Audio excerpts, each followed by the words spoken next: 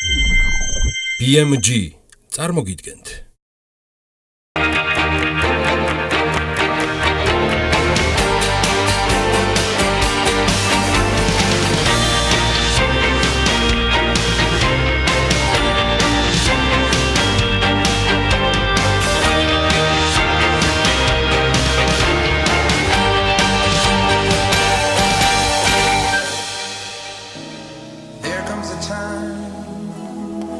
When we heed a certain call, when the world must come together as one, there are people dying. Oh, when it's time to lend a hand to life, the greatest gift of all.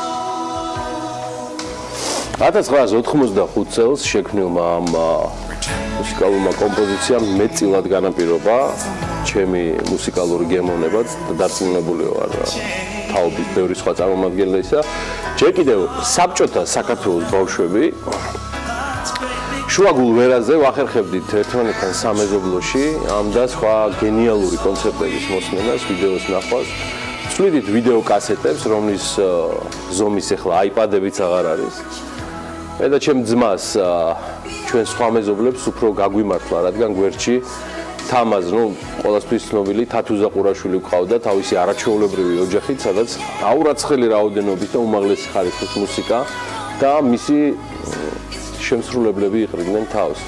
ცოცხალი ბილი ჯოელიც აქ ვნახე პირველად. დღეში რამდენჯერმე ვნახავდით ფილმს თუ როგორ იქმნებოდა We Are The World. ბაძავდით შემსრულებლებს. დინაწილებდით და ხოცავდით ერთმანეთს მონაწილე კუმირებისთვის. 44-ვეს და მგონი არ მეშლება რაოდენობა, სახელების ზეპირად ვიცოდით, აღარაფერს ვამბობ თავად ტექსტზე, რომელსაც დიდი სიხარულით ნიკოლაძის ეზოშიც ვასრულებდით, აი ბრიუს სპრინგსტინის თემაზე განსაკუთრებით არავის ეთმობოდა ეს მომღერალი. მოკლედ, ვიდრე მაიკლ ჯექსონი და ლაიონ რიჩი ყველა დროის აი ამ ჰიტს შექმნიდნენ, არანაკლებ გენიალურ ჰარი ბელაფონტეს ჰქონდა გადაწყვეტილი აფრიკის დასახმარებლად კონცერტი ჩაეტარებინა შავკანიანი ვარსკვლავების მონაწილეობით. კენ კრეგერს სატელევიზიო და ხმის ჩამწერი კომპანია სტუდიის მეპატრონეს განსხვავებული აზრი ჰქონდა, მას ბენდეიდის ამერიკული ვერსიის შექმნა უფრო ხიბლავს და ის თავის კლიენტს ლაიონ რიჩის უზიარებს ამ იდეას. მოკლედ ამ იდეამ სწრაფად დაიმსახურა მოწონება და ლაიონ რიჩის მეუღლე ტელეფონით ურეკავს სტივი ვანდერის მეუღლეს, ამ დროს ახლა მივაყოლებდი, რაც უზრუნველყოფს სტივი ვანდერის ჩართულობას ამ პროექტში. სიმღერის შექმნას საკუთარ თავზე იღებენ მაიკლ ჯექსონი და ლაიონ რიჩი, ხოლო κουინსი ჯონსი აცხადებს თანხმობას პროდიუსერობაზე. ვიდეო, რომელსაც ახლა შემოგთავაზებთ, ამ გენიალური კომპოზიციის გარკვეულად ბექსტეიჯიც არის და იმავდროულად მისი, ასე ვთქვათ, დასაბამის ან ისტორიის განუყოფელი ნაწილია. სიმღერის ჩაწერის თარიღიც American Music Awards-ის ღამეა.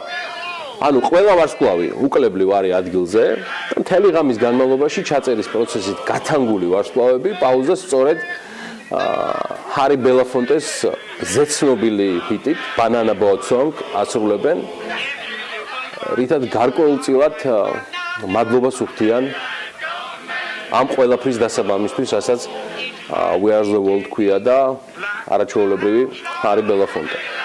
აი ეს გახავთ ჰარი ბელაფონტე 1985 წელს.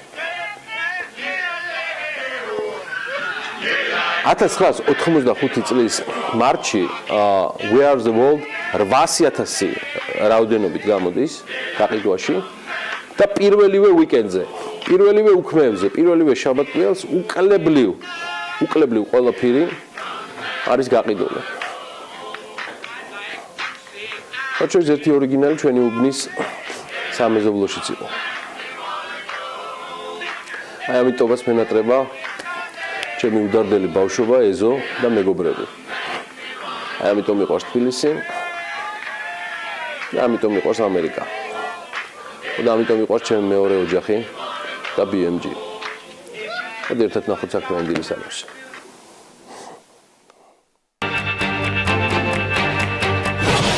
პირველი თებერვლის დილას BMG-ს გუნდის წევრებთან ერთად საქმიანად იწყებენ ინათი ბერიაშვილი წიგნის გამომცემელთა და გამავრცელებელთა ასოციაციის დირექტორი, კახა დემეტრაშვილის სახელმწიფო შესყიდვების სააგენტოს თავმჯდომარის მოადგილე, ზაზა აბაშიძე და ბექა ბაციკაძე ისევ სპორტზე, სპორტულ ჟურნალისტთან სანდრო ცნობილაძესთან ისაუბრებენ. ლიგა ქარდავას პროფეტი ჯორჯიაჩის დამფუძნებლის და მმართველის სტუმრები იქნებიან ზურო ბერისთავი, რენტალსის დამფუძნებელი და მმართველი პარტნიორი და მარიამ დემურია, საქართველოს რეალტორთა ასოციაციის აღმასრულებელი მენეჯერი. დილა უნდა იყოს საქმიანი და რა თქმა უნდა TV პირველზე.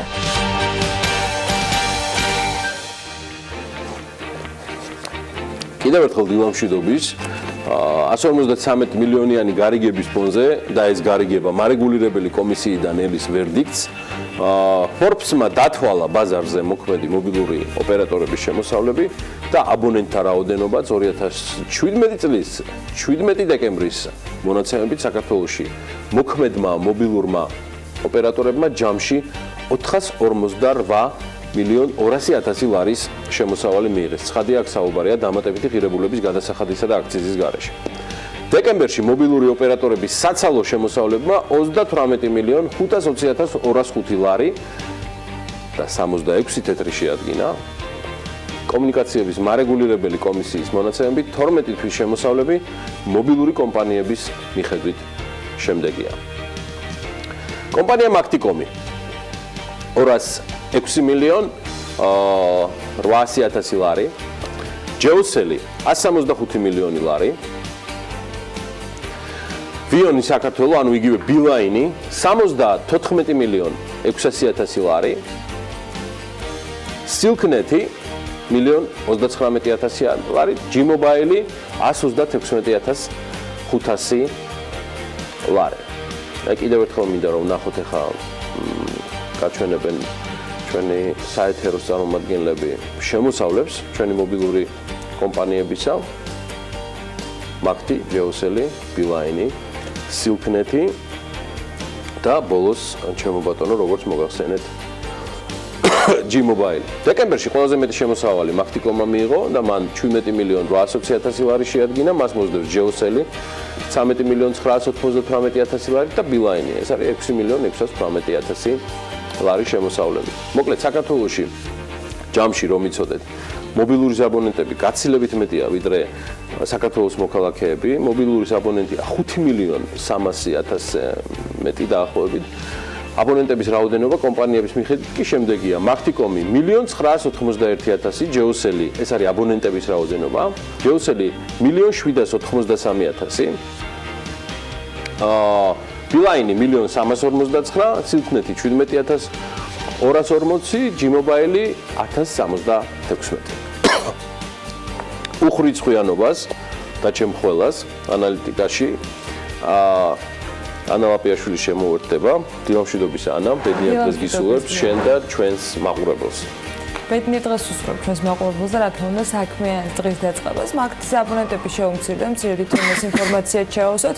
ჯეოსელსა და ბილაინს კი გაეზარდა კომპანია მაგთი ბოლო 1 წელიწადში 11.000-მდე აბონენტი დაკარგა. თუ მაგალითად წლის დასაწყისში მისი აბონენტების რაოდენობა 1.992.000 იყო, ბაზრის უკვე მეორე მსხმა მოთამაშემ კი ჯეოსელმა გასულ წელს აბონენტობაზე 58.000-მდე აბონენტით შეივსო, თუმცა 1.793.000 მომხმარებლით კომპანია მაინც მეორე ადგილზეა. აი რაც შეეხება ბილაინს, ისევ შედარება გავაკეთოთ, კომპანიამ 2017 წლის განმავლობაში ყველაზე მეტი 147.000-მდე აბონენტი შეიძინა. მოკლედ, აქტიური აბონენტების რაოდენობის გათვალისწინებით სამ კომპანიას შორის ბაზრის წილი პროცენტულად ასე ნაწილდება. მაგთის აქვს 38%, ჯეოსელს 35%, მთლიანი ბაზრისა დაკავებული აბონენტების რაოდენობის მიხედვით, ბილაინს 26%, დარჩენილი 1% კი, მათ შორის საერთაშორისო ოპერატორები G-Mobile და Global Sales მიერ არის განაწილებული.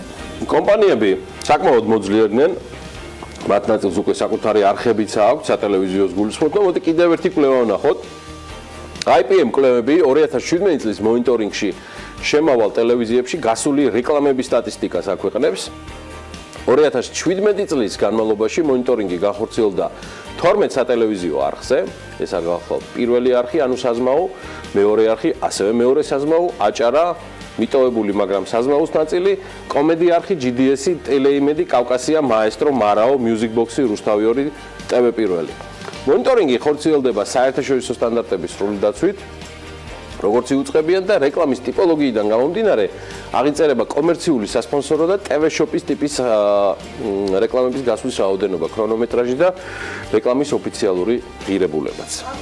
შაშილად რა თქმა უნდა მაყურებელთა IPM-ის მიერ გავრცელებულ მონაცემებში უფრო დეტალურად ნახავს, მაგრამ ერთი პატარა დეტალი ამ კვლევიდან პირველი რეკლამების რაოდენობის ჭრილში ლიდერობას თმობს მხოლოდ სასპონსორო და TV shop-ის რეკლამების ტიპებში, რაოდენობას გულისხმობ. პირველ შემთხვევაში მას უსწრებს რუსთავი 2 4106 რგოლით, მეორე შემთხვევაში ლიდერი ტელეკომპანია კავკასია და ისიც უნდა აღინიშნოს, რომ TV shop-ის რეკლამა მხოლოდ TV პირველზე და ტელეკომპანია კავკასიის ეთერში გადიოდა. სულ სასპონსორო რგოლების რაოდენობა იყო 156916.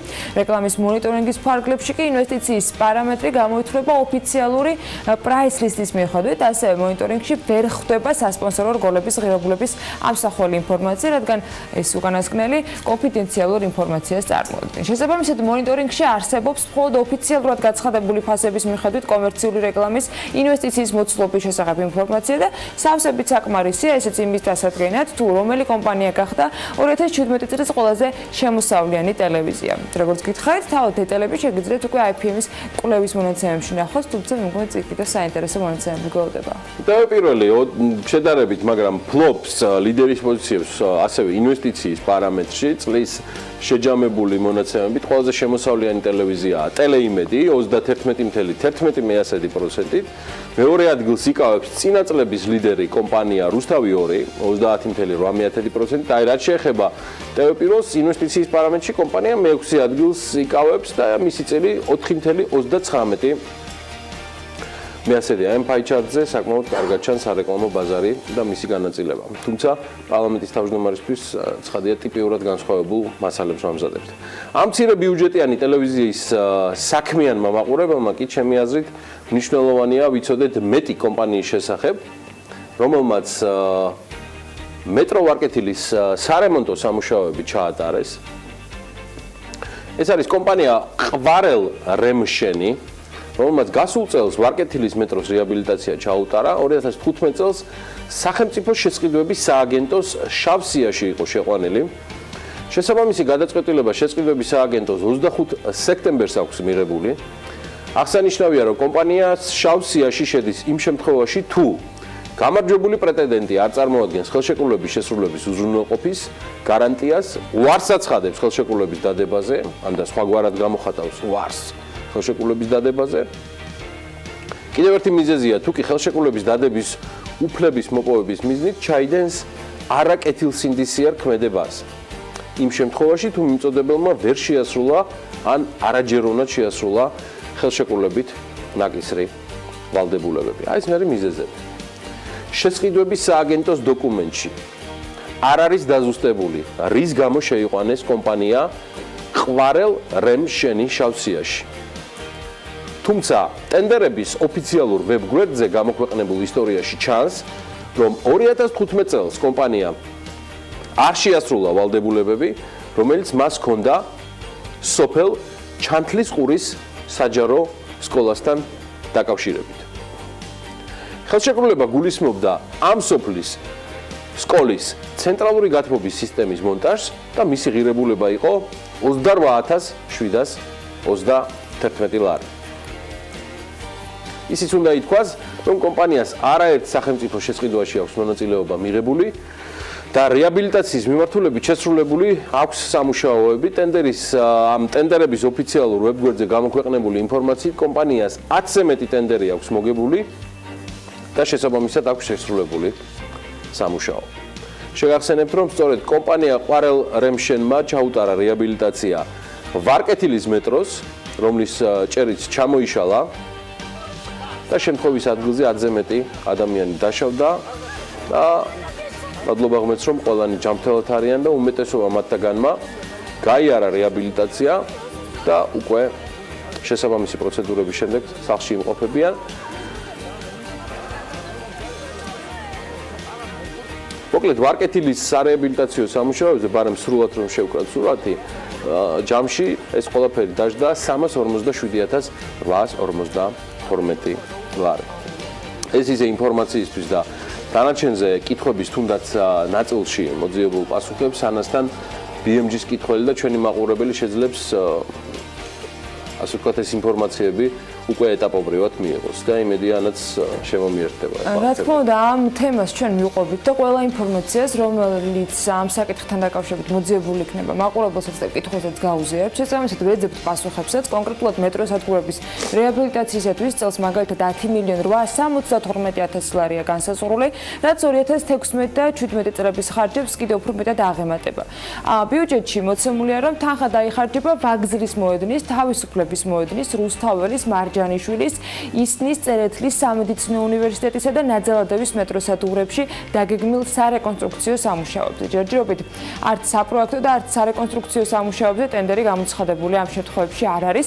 ამასთან ბიუჯეტში წერია ისიც, რომ არსებული თბილისის მეტროს ზოგიერთი სადგურების ვესტიბულები გადაუდებელ კაპიტალურ რემონტს ექვემდებარება. მოკლედ, ჯერ მხოლოდ კითხვების რაოდენობა იზრდება, არც ადრესატების ჩამონათვალი ჩამოვარდება პრინციპში ამ ყოველთვის რაოდენობაში, სამაგერად პასუხების და პასუხისმგებლობების განსაზღვრა ძალიან შორს არის. ის რაც კონკრეტულ ვადაში ვიცით რომ უნდა მოვიკითხოთ არის ის რომ თბილისის მიერ გაცემული ახალი დავალება უნდა შესრულდეს და 2 კვირის ვადა აქვთ ამისათვის მიცემული მოადგილეებს. მაგალითად თბილისის მერმა თავის მოადგილეებს ინფრასტრუქტურული პროექტების ხარისხის კონტროლის განახლებული მექანიზმის წარდგენა 2 კვირამდე ვადაში დაადგინა. მექანიზმზეა საუბარი და არა ანგარიშზე, რომელიც მაგალითად ამ ინფრასტრუქტურული სამუშაოების ხარისხს შეამოწმებდა ახლა უკვე. მთავრობის ხდომაზე კახკალაძემ გუშინ თქვა, რომ არსებული სისტემა სათანადოდ ვერ უზრუნველყოფს შესრულებული სამუშაოების ხარისხის კონტროლს.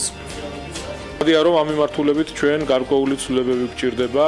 მე ვიცი რომ მოადგილეებს უკვე დაწყებული აქვთ მუშაობა, უბრალოდ მინდა გთხოვოთ რომ დავაჩქაროთ და 10 დღეში 2 კვირაში უკვე წარმოადგინოთ სურათი, რომელიც მოგცემს იმის შესაძლებლობას, რომ მუნიციპალური ინფრასტრუქტურული პროექტების შესრულების ხარისხი ეფექტური იქნება და კონტროლიც ამავდროულად იქნება ეფექტური. ჩვენ გვჭირდება ისეთი მოდელი და სისტემა, რომელთაც შესრულებული სამუშაოების ხარისხის კონტროლი მოხდება უმაღლეს დონეზე კონკრეტული პასუხისმგებელი პირების განსაზღვრის გზით, ისე რომ შესრულებული სამუშაო მას შემდეგ, როდესაც მოხდება მისი მიღება და ექსპლუატაცია ჩვენ მივიღებთ, აღარ გაჩნდეს კითხვის ნიშნები და დაზღვეულები ვიყოთ. პრობლემა შესაძლოა დაშვებული იყო საპროექტო დონეზე თუ პროექტის დონეზე შემდგომ სამშენებლო დონეზე, ამას უკვე გამოძიება დაარიოს. ექსპერტიზის დასკვნები არსებობს, ხოლო ეს ექსპერტიზის დასკვნაც როგორც შესრულებული სამუშაოს ექსპერტიზა, ასევე ტექნიკური უზრუნველყოფის ექსპერტიზა არის და შესაბამისად რა ეტაპზე იქნა დაშვებული, ამას უკვე გამოძიება დაარიოს. მერისგან დაპირებულ მკაცრ რეაგირებას ველით და ამასობაში მკაცრად გადაწყვეტილი საკითხი რომ პარკირება საცობების პრობლემა კომპლექსურად უნდა მოგვარდეს, კიდევ ერთ პუნქტს იმატებს. კალათის თხოვნა თანამშრომლებს. ბოლო პერიოდში დაფიქსირდა ცალკეული შემთხვევები პარკირების სპეციალური საშვებით არასამსახურეობრივი საჭიროებისთვის სარგებლობასთან დაკავშირებით. მე მინდა ხაზგასმით აღვნიშნო, რომ პარკირების სპეციალური საშვები განკუთვნილია მხოლოდ და მხოლოდ ოპერატიული დანიშნულების ავტომანქანებისათვის და ასევე იმ ავტომობილებისათვის, რომლებიც სპეციალური რეჟიმით გადაადგილდებიან. ეს საშვები აქვს შესაბამის სამსახურებს და მინდა ვთხოვოთ ჩემს მოადგილეებს, ჩვენს თანამშრომლებს, რომ მოერიდონ ამ საშვების გამოყენებას ოჯახის წევრებზე გადაცემის თვალსაზრისით. ჩვენ არ გვჭირდება პრივილეგირებული ჩინოვნიკები, ჩვენ ვემსახურებით ხალხს, ვემსახურებით ქალაქს და არაფრით არ დამსხვავდებით რიგითი მოქალაქეებისაგან. პრინციპში ვეთანხმები კიდეც ამ ბოლო ნაწილს, რომ სხვაობა ჩინოვნიკებსა და მოქალაქეებს შორის არ არის და მაინც ეს ის შემთხვევა, როცა არსებობს მაგრამ და მაგრამის შემდეგ პირიქით უფრო მეტი პასუხისმგებლობაა ვიდრე პრივილეგია. ეს პასუხისმგებლობა კი საქმისადმი პროფესიულ მიდგომას გულისხმობს ყველა კონტექსტში და ყველანაირი მიდგომისას, მათ შორის პარკირების საშვების გამოყენებისას. იცი კარგად, ანა და მოდი უთხრათ ჩვენს საქმიან მაყურებელსაც, რომელიც დილიდან მხიზლობს და საქმიან განწყობას იქნის. თბილისის მთავრობის ხდომის შემდეგ კალაძემ ბიზნეს ასოციაციის შეხვედრაზე გადაინაცვლა, სადაც გუშინ პრემიერ-მინისტრი და ბიზნესი ერთმანეთთან თავს სხვადასხვა მიღწეული შედეგებით იწონებდნენ. ამასობაში კი კვირიკაშვილთან არსებულმა ინვესტორთა საბჭომ წერილი გაუგზავნა პრემიერ-მინისტრს. ციტირებ: ინვესტორთა საბჭოს წევრები თანხმდებიან, რომ სასოფლო-სამეურნეო მიწის გასხვისებაზე დაწესებულ აკრძალვას ნეგატიური გავლენა ექნება საქართველოში ეკონომიკისა და სოფლის მეურნეობის დარგის განვითარებაზე. თუ არ იქნება დაშვებული სპეციალური გამონაკლისები, თუ კი აღნიშნული გამონაკლისები იქნება გათვალისწინებული ორგანულ კანონში, ნეგატიური გავლენა შესაძლოა შემცირდეს. კანონის შექმნაში მონაწილეობა უნდა მიიღოს ყველა მხარემ. ინვესტორთა საბჭოს ჯგუფით სექტემბრიდან ელოდება აღნიშნულ განხილვებში მონაწილეობას. ამასთან რიგმა დონორებმა გამოთქვეს მზადყოფნა, რომ საქართველოს კანონის შემუშავებაში ტექნიკური დახმარებაც გაწიონ, რათა ქვეყანამ საუკეთესო საერთაშორისო პრაქტიკა დანერგოს. სამწუხაროდ, ამ დრომდე არ მოგვეცა საშუალება ინვესტორთა საბჭო, რომ კონსულტაციებში ჩავერთოთ. პარლამენტის წევრების განცხადებები კი აჩვენებს, რომ კანონზე მუშაობა დაიწყო და დაიწყო კონსულტაციების გარეშე. დათქვამია ინვესტორთა საბჭოს მიერ პრემიერ-მინისტრისთვის გაგზავნილ წერილში. ინვესტორთა საბჭოს წევრები პრემიერ-მინისტრს მიმართავენ წერილით, ამასობაში კი ვერტიკალური პარკინგების ქართულ მწარმოებელს რეალიზაციის პრობლემა ექმნება. 10 წლიანი დაგვიანებით, მაგრამ თბილისში სასტუმრო ჰილტონის მშენებლობა დაიწყო. წარმატებები. გერმანიაში საქართველოს ორი მოქალაქე 574 ევროს ოდენობის კბილის ჯაგრისის ქურდობისთვის დააკავეს. ამის შესახებ გერმანული მედია იუწყება, მოკლედ არსებული ინფორმაციით 22 და 25 წლის მამაკაცები ქალაქ ებერბახის სუპერმარკეტში ქურდობისთვის დააკავეს და მათ სუპერმარკეტიდან 574 ევროს ოდენობის კბილის ჯაგრისები გაიტანეს. გაუმძიებლების მტკიცებით აღნიშნული პირების შემოსავლების წყარო სისტემატური ქურდობა იყო. ის არ წერია ძირითადად ჰიგიენის საშუალებებს დაძლებდნენ თუ რას, მაგრამ დაკავებისას საქართველოს მოქალაქეებს ნაქურდალი ნივთები აღმოუჩინეს. გერმანელი სამართალდამცავები გამოძიებას განაგრძობენ, რათა დაკავებულების კავშირი სხვა სამართალდამღებებთან, ალბათ ჩამპუნის ან საპონის კვეთაში იპოვონ. დარწმუნებული ვარ, ანალაპიაშვილს გაცილებით საქმიანი ამბავი ექნება, ვიდრე მე და გერმანული ამბები. თუმცა კიდევ ერთი ამბავი მაქვს პოლონური, მაგაზეც 9 საათზე. ანა გისმენთ. კიდევ ერთხელ მესამბით ჩვენს მაყურებელს სულ რამდენიმე წამში ვიღებით ბიზნეს სიახლეებით ეთერში.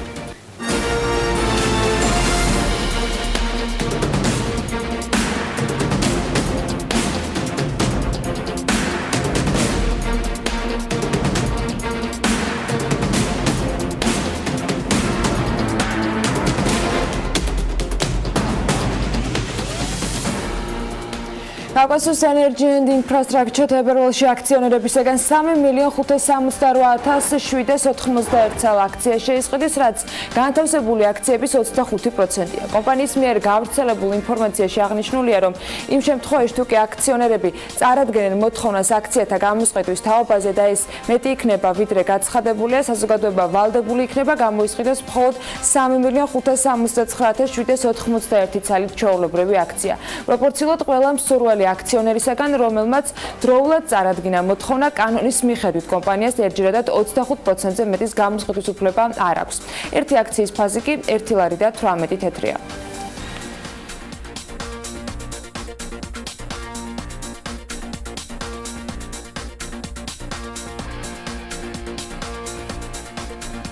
ვერტიკალური პარკინგების ქართულ მწარმოებელს რეალიზაციის პრობლემა აქვს, როგორც BMG-სთან კომპანია რევერსის ხელმძღვანელმა განაცხადა, ჯერჯერობით არც ერთი ვერტიკალური პარკინგის შეკვეთა არ ჰქონია მიუხედავად იმისა, რომ დაინტერესება არსებობს.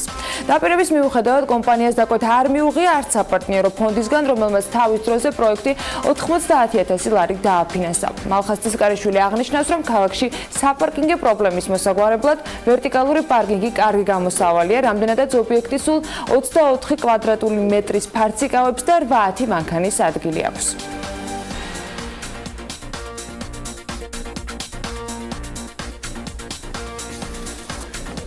ათწლიანი დაგვიანებით დედაქალაქში სასტუმრო ჰილტონის მშენებლობა დაიწყო. თბილისში კოსტავაზე 51 ნომერში ახალი 5 ვარსკვლავიანი სასტუმროს მშენებლობა 2019 წელს დასრულდება და ექსპლუატაციაში უკვე 2020 წელს შევა. საინვესტიციო კომპანია გრანატ ინვესტმენტი პროექტში 45 მილიონამდე ევროს ინვესტიციას განახორციელებს. ჰილტონ თბილისის მთავარი კონტრაქტორი კი დეველოპერული კომპანია BBC, სამშენებლო პროცესს კი მენეჯმენტს ბრიტანული კომპანია BHP გაუწევს, რაც მთავრობის ხელმძღვანელის თქმით უმაღლესი სტანდარტების დაცვის გარანტი უნდა იყოს. ამ ეტაპზე პროექტის თანახმად 150 ახალი სამუშაო ადგილია შექმნილი, საერთო ჯამში კი 500-მდე ადამიანი დასაქმდება.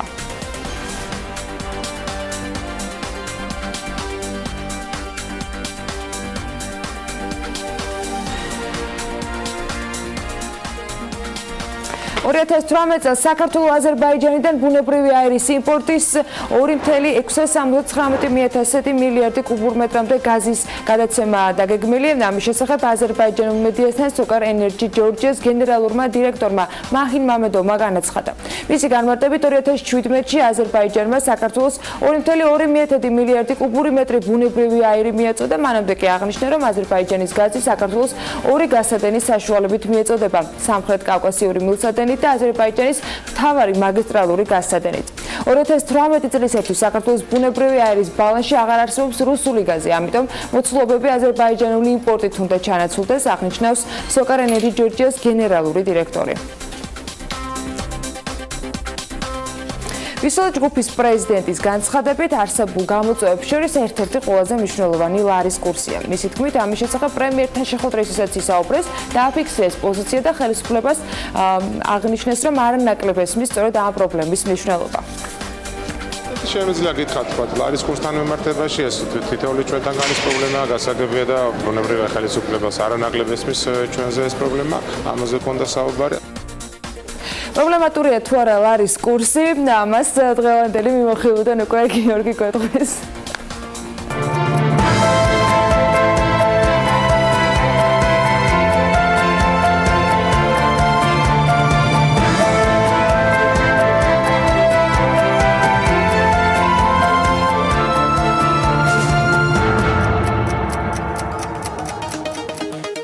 გუშინდელი ვაჭრობის შედეგად დოლარი გაუფასურდა და 2 ლარი და 59 თეთრი შეადგინა.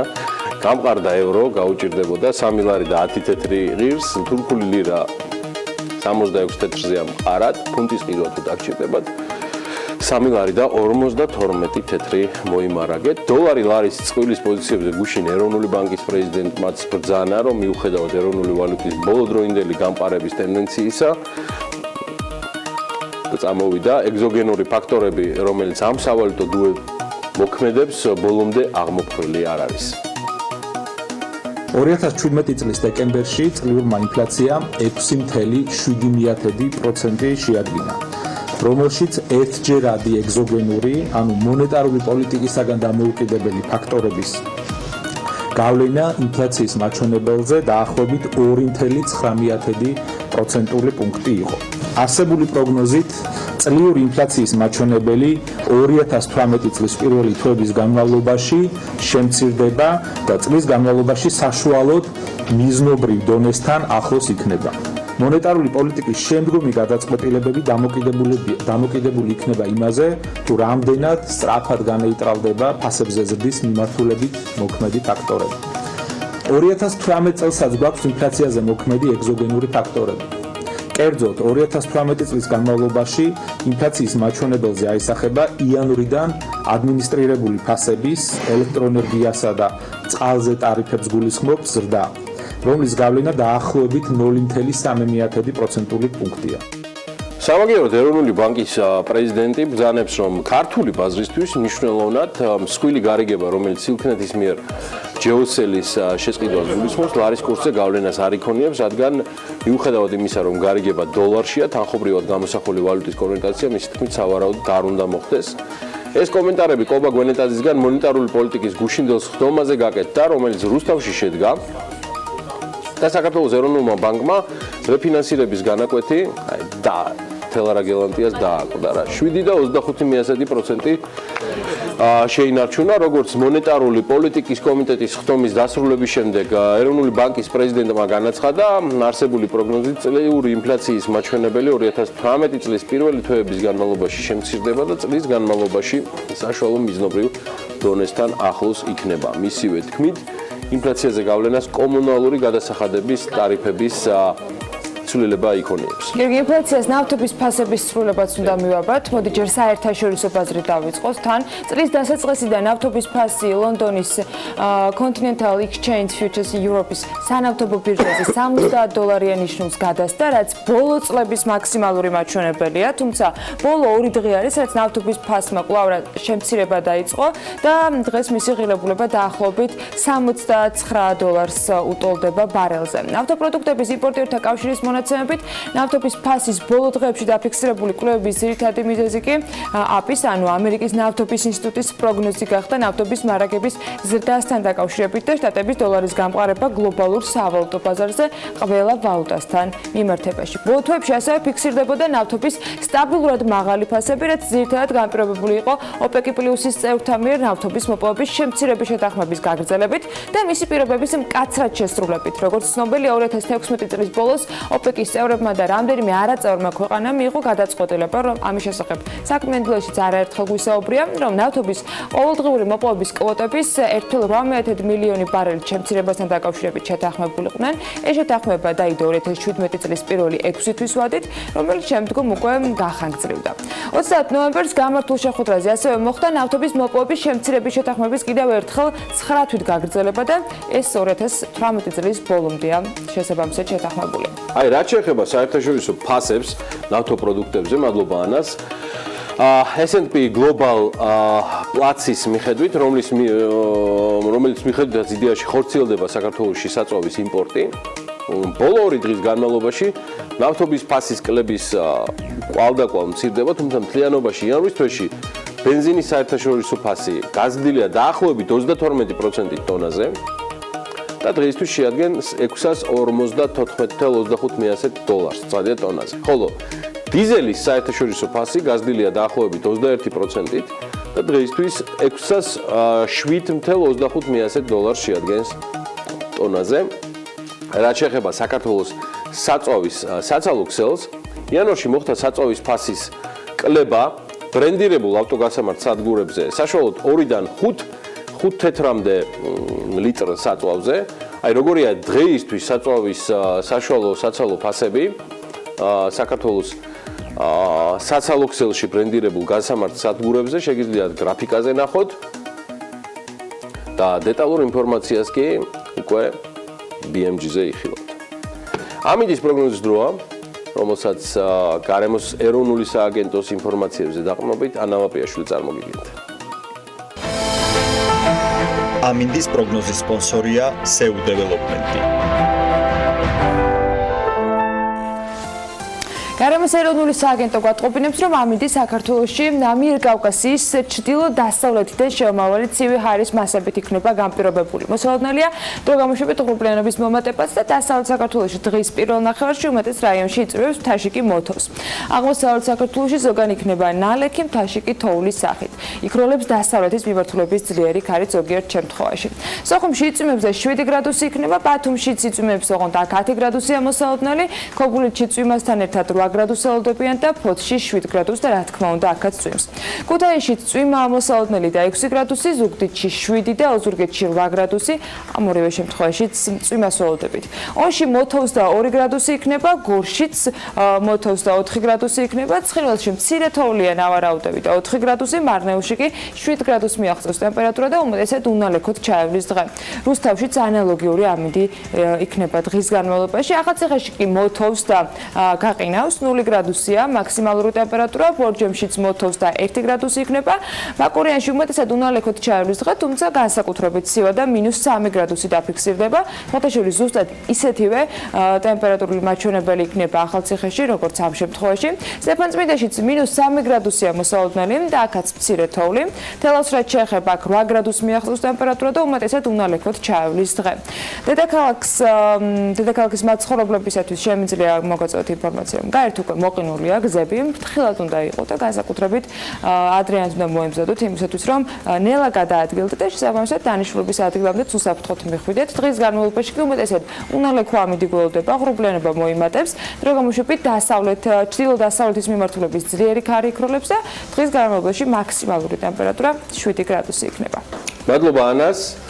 მადლობა ტრადიციული წარდგენისთვის და პარტნიორობისთვის. გავიდეთ რეკლამაზე. სულ რამდენიმე წუთში ჩვენ უკვე ვიწყებთ სტუმრების მასპინძლობას საქმიანი დილის სტუდიაში. თქვენ კიდევ ერთხელ გისურვებთ წარმატებულ დღეს და ცხადია დარჩით პირველზე, სადაც რეკლამაც კი შთამბეჭდავად საინტერესოა.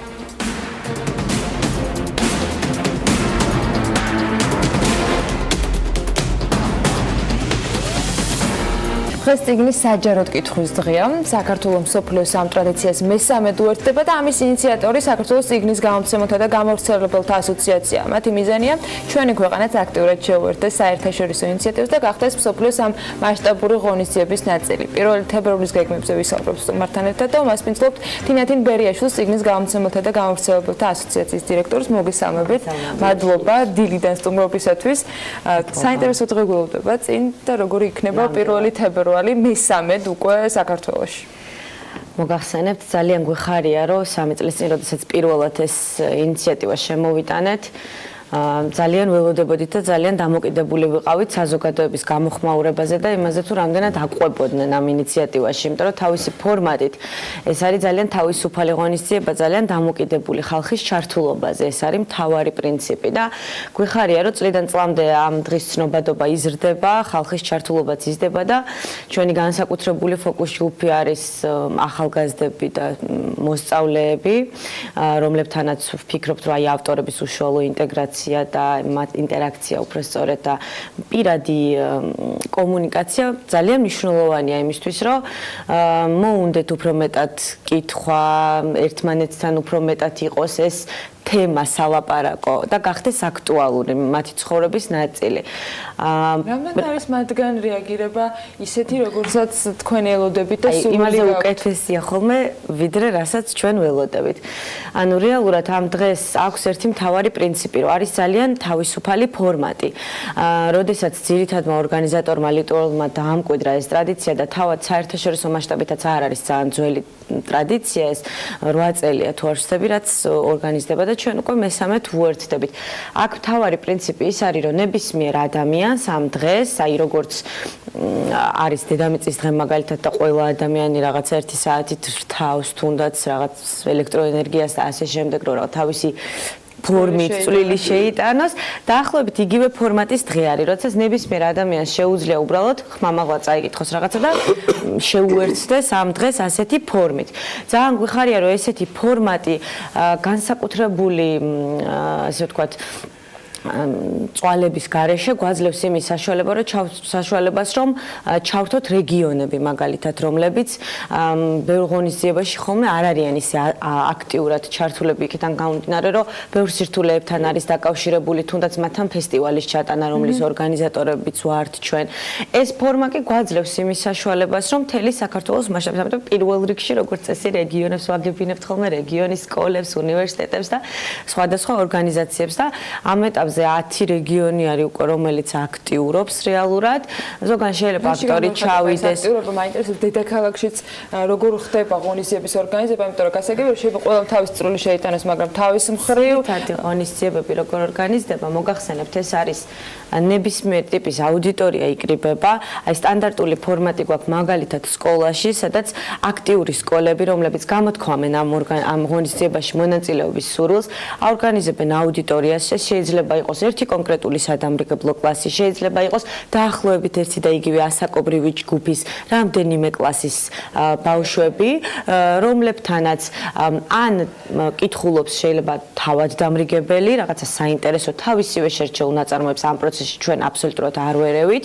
ეს დისკრეციული ამბავია, რომ შეარჩიონ შესაბამისად, ანუ რა თქმა უნდა მიაქციონ ასაკობრივ ჯგუფს ყურადღება და ჩვენი წვლილი ამ შემთხვევაში არის ის, რომ ჩვენ ვაორგანიზებთ ცოცხალი ავტორის ვიზიტს ასეთ სკოლებში. რაც არის ძალიან, ესე ვთქვათ, საინტერესო ნაწილი ამ ღონისძიების, ძალიან ენთუზიაზმით არიან განწყობილი თავად ავტორებიც, ყოველთვის ინდომებენ და მიდიან ამ სკოლებში და ხვდებიან და შემდეგ უკვე აი, როდესაც ჩვენ ვიღებთ უკან ფოტომასალას ამ შეხვედრების შესახებ, ასევე ყველამ სურვილთან ვაგზავნით ერთი და იგივე ფორმატით ბანერს, იმისთვის რომ რაღაცნაირად იდენტიფიცირება მოხდეს ამ ლოკაციების, სადაც რეალურად გაიმართა ეს ღონისძიება და ბავშვები მით უმეტეს ძალიან, ესე ვთქვათ, აღფრთოვანებულები არიან ხოლმე როგორც წესი. ამ ყველაფერში რამდენად არიან აქტიურები უკვე ის ადამიანები, რომლებმაც იმედი მაქვს და გარკვეულწილად პრინციპში ამას ვეთანხმებდით, რომ წიგნის კითხვის შედეგად მიაღწიეს იმ წარმატებას, რომელიც მათ ცხოვრებაში რაღაც ეტაპზე რაღაცა ფორმით არის დამდგარი. ისინი ახალგაზრდების მიღმა რამდენად არიან ნაკლებად, ალბათ ეს იმის ბრალიც არის, რომ ჩვენი ფოკუს ჯგუფი იყო პირველ რიგში ეს, რომელიც შევარჩიეთ გულწრფელად რო ვთქვა, ეს სკოლები, უნივერსიტეტები და ასე შემდეგ, მაგრამ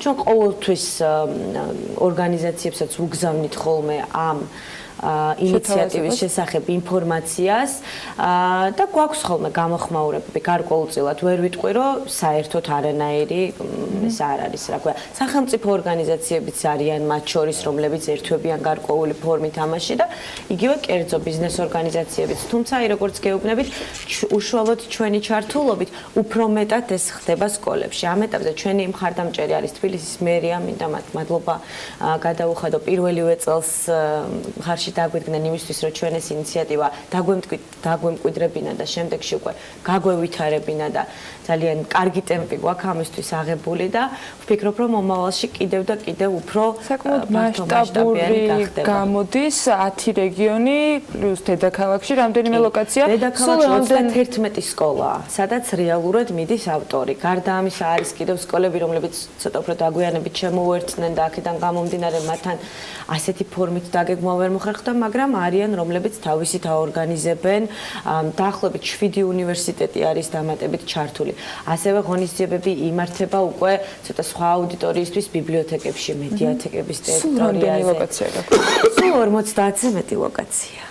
აი ესე ოფიციალურად სადაც აი ავტორი მიდის, სადაც 50 ავტორი მიდის, ესე იგი. დაახლოებით 50-მდე ავტორი მიდის.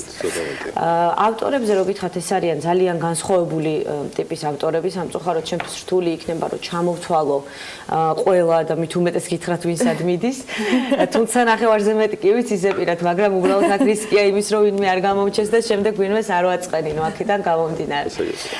ამიტომ შეგიძლიათ ჩვენს Facebook გვერდზე აი უშუალოდ სკოლებში და ესე მიმავალი ავტორები შეგიძლიათ ნახოთ ჩვენს Facebook გვერდზე საქართველოს წიგნის გამოცემათა და გამავრცელებლად. კი, შეგიძლიათ რომ შეუერთდეთ, იმიტომ რომ არის ესეთი ღონისძიებები, როგორ ბიბლიოთეკებში და მედიათეკებში, რომლებიც რეალურად საჯაროა და სწორედ ესეთი დაინტერესებული აუდიტორიისთვის არის დღის მანძილზეც და ასევე უნდა მოგახსენოთ, რომ ძალიან საინტერესო გვაქვს ხოლმე როგორც წესი დახურვის ღონისძიება, რომელიც ასევე როგორც წესი არის საკმაოდ ხალხმრავალი. ტრადიციულად 3 ავტორია, რომელიც უკვე დახურვის ღონისძიებაზე 7-ის ნახევარზე მწერალთა სახლში საჯაროდ კითხულობს და აი ამ 3 ავტორს დაგისახელებდით უბრალოდ ესე, რომ ეს არის გელა ჩარკვიანი, ალეკო შუხლაძე და გიორგი კეკელიძე, რომელიც დარწმუნებული ვარ კარგად იცის ჩვენმა მაყურებელმა და ვისაც სურვილი ექნება ვიწევთ მწერალთა სახლში, რომ ამ 3 ავტორის საჯაროდ კითხვას დაესწროს. ასევე ძალიან საინტერესო ტრადიცია დავამკვიდრეთ პირველივე წელიწადს ჩვენ, როდესაც ამ დახურვის ღონისძიებაზე ამ დღესთან დაკავშირებით ყოველწლიურად ვაჯილდოვებთ წლის წიგნის კომაქს. ესეც არის ძალიან საინტერესო და მნიშვნელოვანი ტრადიცია. სწორედ იმიტომ, რომ წავახალისოთ ადამიანები, რომლებიც არ არიან უშუალო მონაწილეები აი ამ სექტორის, ან ყოველ შემთხვევაში ეს არ არის მათი ძირითადი საქმიანობის სფერო, გამოყვოთ ეს ადამიანები და რაღაცნაირად მადლობა ვუთხრათ მათ. ანუ აქ ვგულისხმობ ადამიანებს, რომელთა ძირითადი საქმიანობაც არ არის წიგნთან დაკავშირებული, მაგრამ ისინი ძალიან აქტიურობენ და პრობონო თუ რაღაც ენთუზიაზმის საწყისებზე აკეთებენ რაღაცა ნებისმიერი ტიპის აქტივობას იმისთვის, რომ წიგნის კითხვის პოპულარიზაციას შეუწყონ ხელი. მაგალითად, ლევან ბერძენიშვილი იყო ერთ-ერთი ასეთი ცოტა რომ მივახვედრო აუდიტორიასაც რას გულისხმობ. ბინარიან კომაგები. ხო, როგორი ადამიანი უნდა იყოს კომაგი, თუმცა ეხლა ლევანდელს ბუნებრივია ვერ დაგისახელებთ, მაგრამ საღამოს უკვე ეს ამბავი გასაჯაროა. ყოველ წელს თითო კომაგი, ხო? კი, ვინ არჩევს ამ კომაგს? ხო, ეს საკმაოდ რთული პროცედურაა, მინდა გითხრათ, ასოციაციას, ანუ გამომცემლთა ასოციაციას თავის სტრუქტურით მართავს მართველი საბჭო თავისთავად, ანუ ეს არის ბორდი ეგრეთ წოდებული, რომელიც შედგება გამომცემლებისაგან, ძირითადად ამ ორგანოში ხდებიან ესეთი გამომცემლები, რომლებსაც ძალიან მრავალწლიანი გამოცდილება აქვთ ამ სფეროში მუშაობის.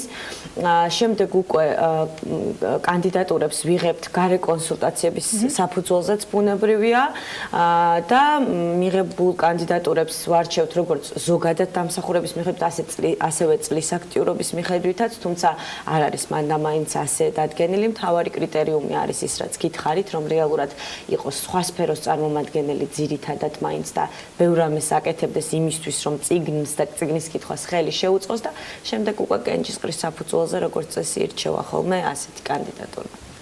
ამბობთ საინტერესო ამბავი და საინტერესო პროცესია. კომაგსაც დაველოდები. აუცილებლად დროკო დავინტრიგდი. მადლობა თქვენ ამ საინტერესო ამბისთვის და მით უმეტეს უკვე მესამედ ასეთი დღის ორგანიზებისათვის თინათინ ბერიაშვილის წიგნის გამომცემელთა და გამავრცელებელთა ასოციაციის დირექტორს მასპინძლობდით საქმიან დილაში. წიგნი შეიძლება არ დაიწეროს, მაგრამ სახსა დაფიქრება შეიძლება. სახლი ერთ-ევროდ ასეთია იტალიის ერთ-ერთი სოფლის შეთავაზება, რომლის მთავარი უპირატესობა მთები და ადგილობრივი ტრადიციებია.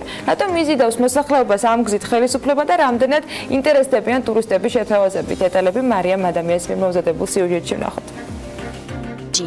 A Sicilian village officially recognized as one of the most beautiful in Italy. თუ კი გიოცნებიათ იტალიის პატარა სოფელში კერძო სახლის მეპატრონე გამხდარიყავით ნატრის ახდენის შესაძლებლობას, კუნძულ სარდინიაზე მდებარე ოლოლაი 1 ევროდ გთავაზობთ. თუმცა პირობა ასეთია, მფლობელმა 3 წელიწადში სახლი უნდა გაარემონტოს. ექსპერტების გათვლით კი მეპატრონის რემონტი დაახლოებით 20,000 евро დაუჯდება.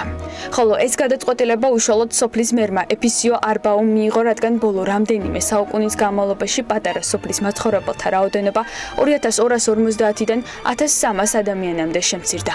შესაბამისად, ადამიანთა მოზიდვა ამ გზით გადაწყვიტა. მე ვერ დავუშვებ, რომ ულამაზესი სოფელი მოკვდეს და უფუნქციოდ დარჩეს. ოლოლაი დიდი წარსულისა და ტრადიციების მატარებელი მხარეა და ყველაფერს გავაკეთებ იმისთვის, რომ მოსახლეობა მოვიზიდო და გავაცოცხლო აქაურობა. მერის ვარაუდით ახალი მოსახლეობის დამატებითა და სახლების გარემონტებით სოფელში სამუშაო ადგილები შეიქმნება, რაც გააცოცხლებს ადგილობრივ ეკონომიკას. ამ დროისათვის უკვე გამოჩნდნენ სახლის ყიდვის მსურველები, თუმცა წინადადებით ინტერესდებიან ძირითადად მთების მოყვარული ადამიანები, რომლებსაც უყვართ სისხლარე და ადგილობრივი ტრადიციები. 1 ევროდ სახლის შეძენით დაინტერესდა მოსახლეობა როგორც იტალიის სხვადასხვა რეგიონებიდან, ასევე საზღვარგარეთიდანაც. ხელისუფლება კი ყველა მყიდველსა თუ უბრალო ტურისტს სიხარულით ეგებება.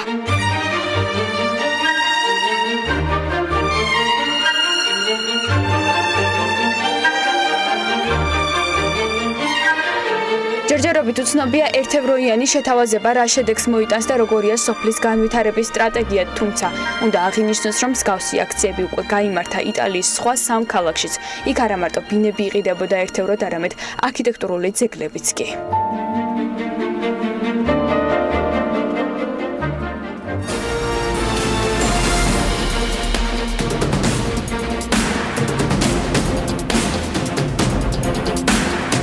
კერძო სექტორის შენიშვნები და პოზიციები პრემიერთან შეხვედრის შემდეგ. დირსის ინვესტორი საქართველოში ახალი მიმართულების განვითარებას აპირებს.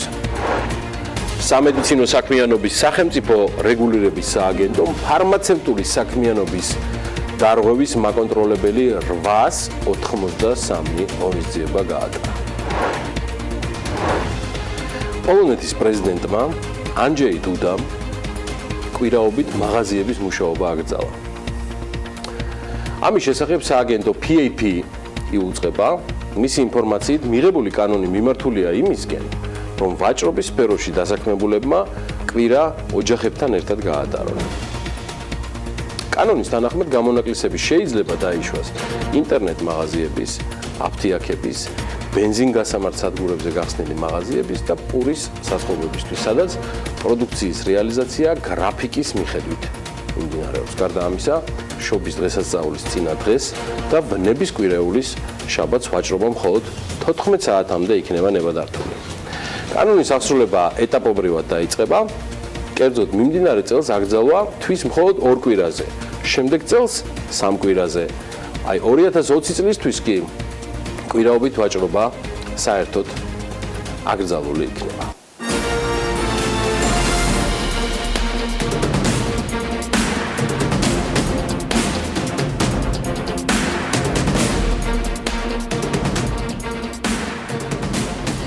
სოკარი კონკურენციის სააგენტოს მიერ ნავთობპროდუქტებისათვის ბაზრის ხელახალი მოკვლევის დაწყებასთან დაკავშირებით პირველ კომენტარს BMG-სთან აკეთებს და როგორც ცნობილია, სააპელაციო სასამართლოს გადაწყვეტილებით საქმე ხელახალი მოკვლევისათვის კონკურენციის სააგენტოს უკან დაუბრუნდა. სოკარ ჯორჯია პეტროლიუმის გენერალური დირექტორი ამბობს, რომ სააპელაციო სასამართლოს გადაწყვეტილება არ ნიშნავს რომელიმე მხარის გამართლებას, თუმცა ლევან გიორგაძე ამასაც აღნიშნავს, რომ კონკურენციის სააგენტოს დადგმაში ძალიან ბევრი უზუსტობა იყო.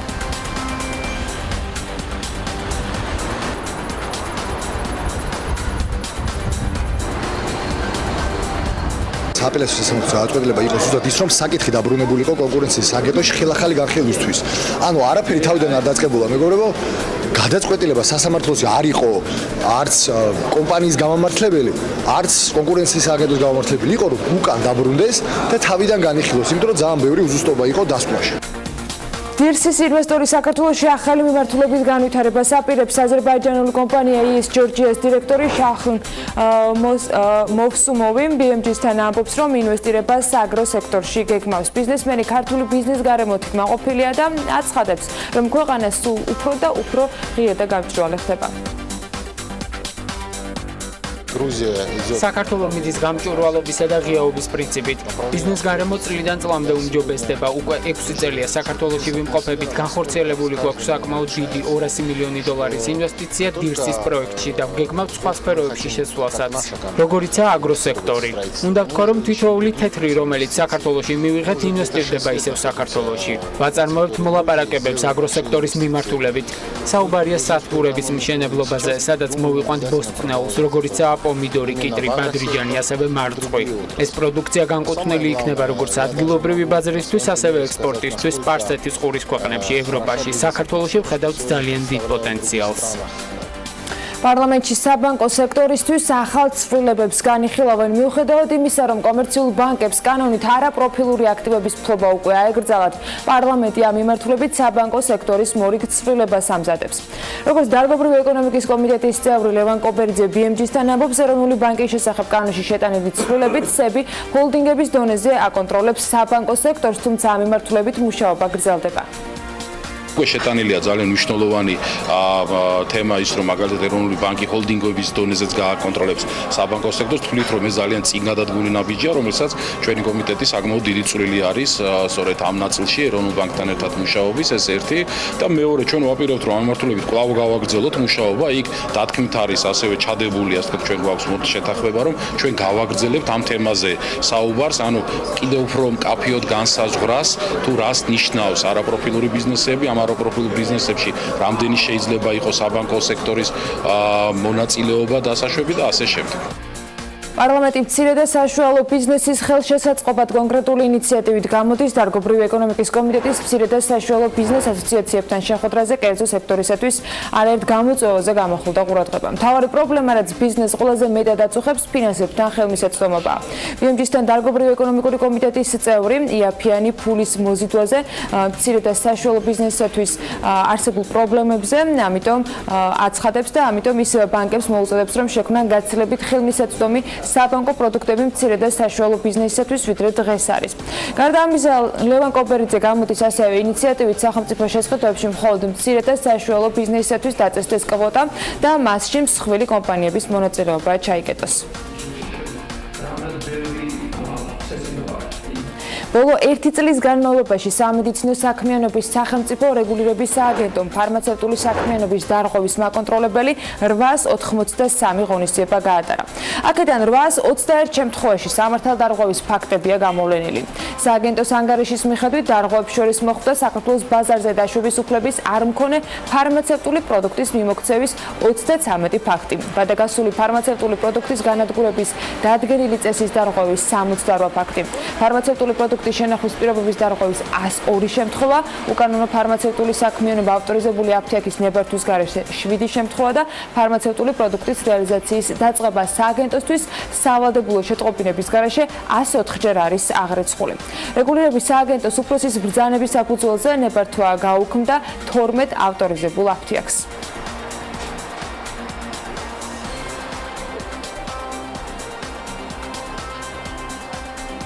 ცოტა განსხვავებულ კონტექსტში და მაინც ჯანდაცვაზე გავაგრძელებთ საქმიან დილაში Forbes Georgia's თებერვლის ნომრიდან ინფორმაციებით მომაგრებულ საუბარს. ნინი ლონგურაშვილი გვერდება. ნინი დილა მშვიდობისა მასალორმოზე დაყრდნობითაც მცირე მიმოხილვა მომზადდა. ამ ხელისუფლების ერთ-ერთ მთავარ მიღწევად არის დასახელებული საყოველთაო ჯანდაცვის პროგრამას გულისხმობ, როგორია შეფასებები.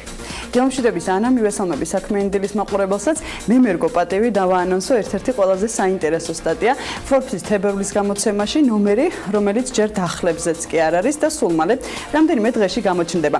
თემა რეზონანსულია, აქტუალური და ეხება ყველას. საყოველთაო ჯანდაცვას, რომელიც საყოველთაო არ არის. დეტალებს აუცილებლად წაიკითხავთ, თუმცა მანამდე მოკლედ მიმოვიხილავთ. საქართველოს ხელისუფლება, რომელიც ერთ-ერთ მთავარ მიღწევად საყოველთაო ჯანდაცვის სახელმწიფო პროგრამას მიიჩნევს, 2017 წელს პროგრამის მთავარი პრინციპი საყოველთაობა მიზნობრივი მიდგომით ჩაანაცვლა. გადაწყვეტილება მიღებულია მიზეზად სოციალურ სამართლიანობასთან ერთად ხარჯების ოპტიმიზაცია დასახელდა, თუმცა დანახარჯის შეკავება მაინც ვერ მოხერხდა. წინასწარ გაწერილი ბიუჯეტი პროგრამას არც 2017 წელს ეყო. 2013 წლამდე ჯანმრთელობის დაზღვევის სახელმწიფო პროგრამით ის ადამიანები სარგებლობდნენ, ვისაც ჯანდაცვაზე ყველაზე ნაკლებად მიუწოდებოდა ხელი. 2013-ში, როდესაც საყოველთაო ჯანდაცვა ამოქმედდა, ის კერძო დაზღვევის მქონე პირებზე არ ვრცელდებოდა. თუმცა, პროგრამის ბენეფიციარებმა კერძო კომპანიებისგან ჯანმრთელობის დაზღვევის ეგრეთ წოდებული დაშენებული პაკეტების შესყიდვა დაიწყეს, რაზეც ჯანდაცვის სამინისტროს შეზღუდვა არ დაუწესებია. რა ხდება დღეს, მაშინ, როდესაც ვარ მაღალ შემოსავლიანი მოქალაქე. ამ შემთხვევაში საყოველთაო დაზღვევა აღარ ვრცელდება, თუ წლიური შემოსავალი 40,000 ლარს აღემატება. თუმცა მათ მშობიარობისა და საკეისრო კვეთის დაფინანსება უნარჩუნდებათ მხოლოდ იმ შემთხვევაში, თუ საშუალო შემოსავლის მქონე ვარ და თუ მაქვს თვეში 1000 ლარზე მეტი, მაგრამ წელიწადში 40,000 ლარზე ნაკლები.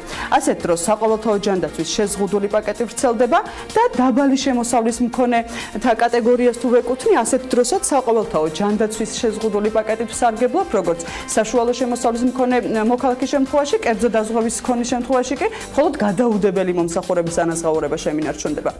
ძირითად შემთხვევაში საყოველთაო ჯანდაცვის პროგრამამ ექიმის მიერ დანიშნული მედიკამენტების დაფინანსებასაც არ ითვალისწინებს, მხოლოდ მინიმალურად სამკურნალო საშუალებების ხარჯები უფინანსდებათ. მაგალითად, სოციალურად დაუცველებს 50 ლარის ფარგლებში 50%-ით, სოციალურად დაუცველ პენსიონერებს 200 ლარის ფარგლებში 50%-ით და შეზღუდული შესაძლებლობის მქონე ბავშვებს 100 ლარის ფარგლებში ასევე 50%-ით. გასული წლების სტატისტიკური მაჩვენებლები ადასტურებენ, რომ სახელმწიფო ვერ ახერხებს საყოველთაო ჯანდაცვის ხარჯების მართვას. მიუხედავად იმისა, რომ პროგრამის ბიუჯეტი ყოველწლიურად მზარდია. 2017 წელს მათი ბიუჯეტი 660 მილიონი ლარით განისაზღვრა, თუმცა პროგრამის რეალურმა ხარჯმა 709 მილიონი ლარი შეადგინა. 2018 წელს კი უკვე პროგრამის ბიუჯეტი 704 მილიონი ლარით განისაზღვრა, რაც სავარაუდოა დღის მდგომარეობითაც კი, რომ ეს თანხა უკვე საკმარისი არც ამ წელს იქნება. რთული მისახვედრი არ არის, რომ Forbes-ის თებერვლის გამოცემაში ჯანდაცვა ერთ-ერთი თემა, რა თქმა უნდა, არ იქნება. მსოფლიო აღიარებით ქავერზე წლის კომპანიის ტიტულის მქონე Nexia International 2,300,000-ზე მეტი შემოსავლით 2017 წელს Forbes-ისთვის აჯამებს და ამბიციურ გეგმებსაც ამხელს. ლიდერბორდები ძლიერი ქალები, ექსკლუზიური ინტერვიუ Reformatics-ის ხელმძღვანელთან და ყოველთვის ყველაზე საინტერესო ანალიტიკური სვეტები. თქვენ კი იზღადაგჩენიათ თებერვლის ნომრები დახლებზე ეძებთ. მადლობა ნინი ლონგურაშვილი, ზარწმუნებული ვარ, რომ საინტერესო მიმოხილვები წინ გველოდება. ამასობაში კიდევ ერთი ამბავი მაქვს ხათაშორის მაყურებლისთვის. თურქი ფეხბურთელი ომერ ფარუქ ქიროღლუ მეორე დივიზიონის კლუბ ჰარაუნტასპორში ჩაირიცხა. ამ სიახლით არაფრით დაინტერესდებოდი, რომ არა დიდი ალბათობითაც სპორტული გამოცემები დაინტერესებოდნენ, რომ არა ის გარემოება, რომლითაც გარიგება ბიტკოინის მეშვეობით განხორციელდა. საკარიასპორის ყოფილი ფეხბურთელი ახალ გუნდს სწორედ ვირტუალური ფულის ანგარიშტორების საშუალებით შეუერთდა. ამ სახით გარიგება საფეხბურთო სამყაროში პირველია, პრეცედენტულია, რაზეც ჰარაუნტასპორის პრეზიდენტმა თავადაც განაცხადა, რომ ყველა ტელევიზიაში ჩვენზე საუბრობენ და ვამაყობთ, აი ჩვენც ავყევით ყველა ტელევიზიას. ეს ამბავი ცხადია, მოგვაწვინა ზაზა აბაშიძემ და ბექა ვაციკაძემ მათმა რუბრიკამ და აბა ჰებიჭებო ჰალდუნ შეჰიტი გვიყურებს და თქვენიცით. ანა გიორგი, გამარჯობა. ბიტკოინით ნაყიდი ომერ ფარუქ ქიროღლუს ტრანსფერზე მეც დავამატებ რამდენიმე სიტყვას და ვიტყვი, რომ მიუხედავად ამ ინოვაციური მეთოდისა მისმა სატრანსფერო ღირებულებამ დოლარებში მხოლოდ $500 შეადგინა. ყოველ შემთხვევაში დღეისთვის მასში გადახდილი ბიტკოინის ფასი ასე გამოიყურება. ჩვენი დღევანდელი სასაუბრო თემა კი იანვრის სატრანსფერო ზონის შეფასება იქნება, რაშიც მე და ბექა ვაციკაძე სანდრო ცნობილაძე დაგვეხმარება, ყოველთვის ცნობილი სპორტული ჟურნალისტი. თუმცა ვიდრე საუბარს დავიწყებდეთ, იქამდე დელოიტის უკანასკნელ კვლევას გაგაცნობთ, რომელმაც სულ ცოტა ხნის წინ გამოაქვეყნა გასული წლის ყველაზე შემოსავლიანი საფეხბურთო კლუბების ჩამონათვალი. მას ასე ყველაზე მეტი შემოსავალი ტრადიციულად Manchester United-ს დაუფიქსირდა და 676 მილიონი ევრო შეადგინა. სიის სათავეში სწორედ ამ რიცხვით მოექცა. მეორე ადგილზე მადრიდის რეალი 674 მილიონით, ხოლო მესამე ადგილი მისმა მთავარმა კონკურენტმა ბარსელონამ დაიკავა, რომლის შემოსავალმაც 648 მილიონი ევრო შეადგინა. მეოთხე ადგილზე მიუნხენის ბაიერნია 558 მილიონიანი მაჩვენებლით. ხუთეული კი კიდევ ერთმა მანჩესტერულმა კლუბმა, ამ შემთხვევაში გვარდიოლას სიტიმ დახურა 527,7 მილიონი ევროთი. მეექვსე ადგილზე ლონდონის არსენალია 487 მილიონი ევროთი, 486 მილიონით კი მეშვიდე ადგილი დაიკავა პარის სენ-ჟერმენმა. მერვე ადგილზე კიდევ ერთი ლონდონური კლუბი, ამ შემთხვევაში აბრამოვიჩის ჩელსი გავიდა, რომლის შემოსავალმაც გასულ წელს 428 მილიონი ევრო შეადგინა. ათეულის უკანასკნელი ადგილები კი ლივერპულმა 424,2 მილიონი ევროთი და ტურინის იუვენტუსმა 405 ევროთი დაასრულა. იუვენტუსი ერთადერთი იტალიური კლუბია, რომელიც ამ ათეულში მოხვდა და გამოსარჩევი არის იმ იტალიური კრიზისის ფონზე, რაც მიმდინარეობს ახლა. ახლა კი შეგვიძლია უკვე გადავიდეთ სტუდიაში პრინციპში და ის სატრანსფერო იანვრის სატრანსფერო პერიოდზე ვისაუბროთ და ამაში ბექაშენ დაგიქმობა ხოლმე. ჩვენიერი სტატისტიკა იყო პრინციპში მანჩესტერმა ბოლოს რეალი უსწრებდა, როგორც ვიცით და წელს გადაუსწრო შემოსავლებით. ახლა შემოსავლებზე რო ვისაუბროთ, საკმაოდ დიდია, იქ ზოგიერთი ძირითადად ინგლისური კლუბები არიან და შესაბამისად ისინი, ვინც სატრანსფერო ფანჯრის დროსაც ძალიან აქტიურობენ და ყველაზე დიდ თანხებს იხდიან ფეხბურთელებში. მაგრამ მაინც ქართული ამბებით რო დავიწყოთ, სანდრო რა ხდება, რა იყო თუ არა გამორჩეული იანვარში, თუ ან ქართული კლუბების მიერ დამატებული ფეხბურთელები, ან ქართული ფეხბურთელები, რომლებიც ევროპაში ან ქვედა დივიზიონებში, აზიაში წავიდა. დილამშვიდობისა ყველას, ზაზამ ჩამოთვალა ათეული, ეს ათეული კიდე ერთი ათეულით რო გავაგრძელოთ და კიდე ერთი და კიდე 10 ათეულით რო გავაგრძელოთ, ქართულ კლუბს საერთოდ ვერ აღმოვაჩენთ ამ ჩამონათვალში. ტრანსფერებს რაც შეეხება ყველაზე მაგარი რაც მოხდა იყო ვაკო გვილიას გადასვლა ლუცერნში, შვეიცარიულ კლუბში და ეს არის ყველაზე კარგი ამბავი. ძირითადად ქართველი ფეხბურთელი ერთადერთი კარგი ამბავი. ხო, ერთადერთი კარგი ამბავი, ხო. ინტრიგნულად. ალბათ მაინც ერთადერთი კარგი ამბავი, იმიტომ რომ ძირითადად ფეხბურთელები მიდიან მეორე ხარისხოვან, არ შვეიცარია არის მაგალითად პირველ ხარისხოვანი საფეხბურთო ქვეყანა, მაგრამ როგორც ქვეყანა მაინც არის პირველ ხარისხოვანი და ძირითადად მიდიან მეორე ხარისხოვან საფეხბურთო ქვეყნებშიც და ისედაც მეორე ხარისხოვან და მეორე ლიგებშიც იყო. და მეორე ლიგებში, ხო. ძალიან გულსატკენი არის ის, რომ მაგალითად საქართველოს ჩემპიონატის საუკეთესო ბომბარდირი წავიდა ჩეხეთის ერთ-ერთ აუტსაიდერში, ანუ მოთხოვნილება შესაბამისად ხვდებით როგორიც არის ქართულთა. თავის მხრივ ვაკო გვილიაც აუტსაიდერში წავიდა, ბოლოდან მეორე ადგილზეა ლუცერნი შვეიცარიის ჩემპიონატში, თუმცა მაინც კარგია დასავლეთ ევროპაში. ხო, მაგრამ იმედია რომ არ გავარდება და მომავალ სეზონში შანსი აქვს არ გავარდეს პრინციპში ლუცერნი ახლა ის პოზიციაზეა. აი რაღაცა რომ არ დავითქუნო ძალიან ტრანსფერებზე გადავიდეთ, რომელიც ზოგიერთში განხორციელდა, შევეშვით ასე ვთქვათ ქართულ ტრანსფერებს, როცა იქნება კარგი ტრანსფერები მაგაზის გავამოხულებთ ყურადღებას. ცუდზე სასაუბრო ასე ბევრია და დღეს არ გვინდა.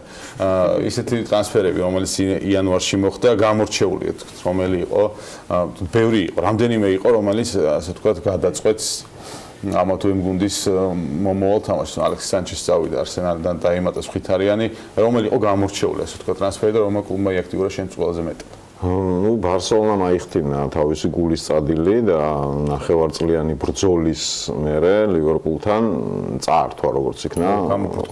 ხო, გამოფრთხნა ხელიდან ფელიპე კოუტინიო და დაუжда 158 მილიონი ფუნტი. მე ჩემო თავის კოუტინიომაც აიხთინა ოცნება და ლივერპულმაც აიხთინა, იმიტომ რომ 150 მილიონი კიდე სამმაგი ვინ ყველა დარჩა ბედნიერი. რასაც ვერ ვიტყვი ალექსის სანჩესთან მიმართებაში, იმიტომ რომ არსენალმა რეალურად დაკარგა და დაკარგა ძალიან მაგარი ფეხბურთელი, რომელთანაც ცდილობდა კონტრაქტის გაფორმებას, კონტრაქტს აუფორმებდა ალექსისი და ეხლა მთლად უფასოდ გაშვებას ზაფხულში გადაწყვიტა რომ გაუშვას მიზერულ თანხად. ობამეიანგი დაიმატა, ხო? გაოფიციალურად. კი, ობამეიანგი დაიმატა. იქ ძალიან ჩახლართული სიტუაცია იყო. ანუ მანჩესტერში წავიდა, იუნაიტედში წავიდა ალექსისი, ამან დაიმატა ობამეიანგი, ჟირო წაიყვანა ჩელსიმ და ბაჩუაი წაიყვანა ობამეიანგის ყოფილმა კლუბმა.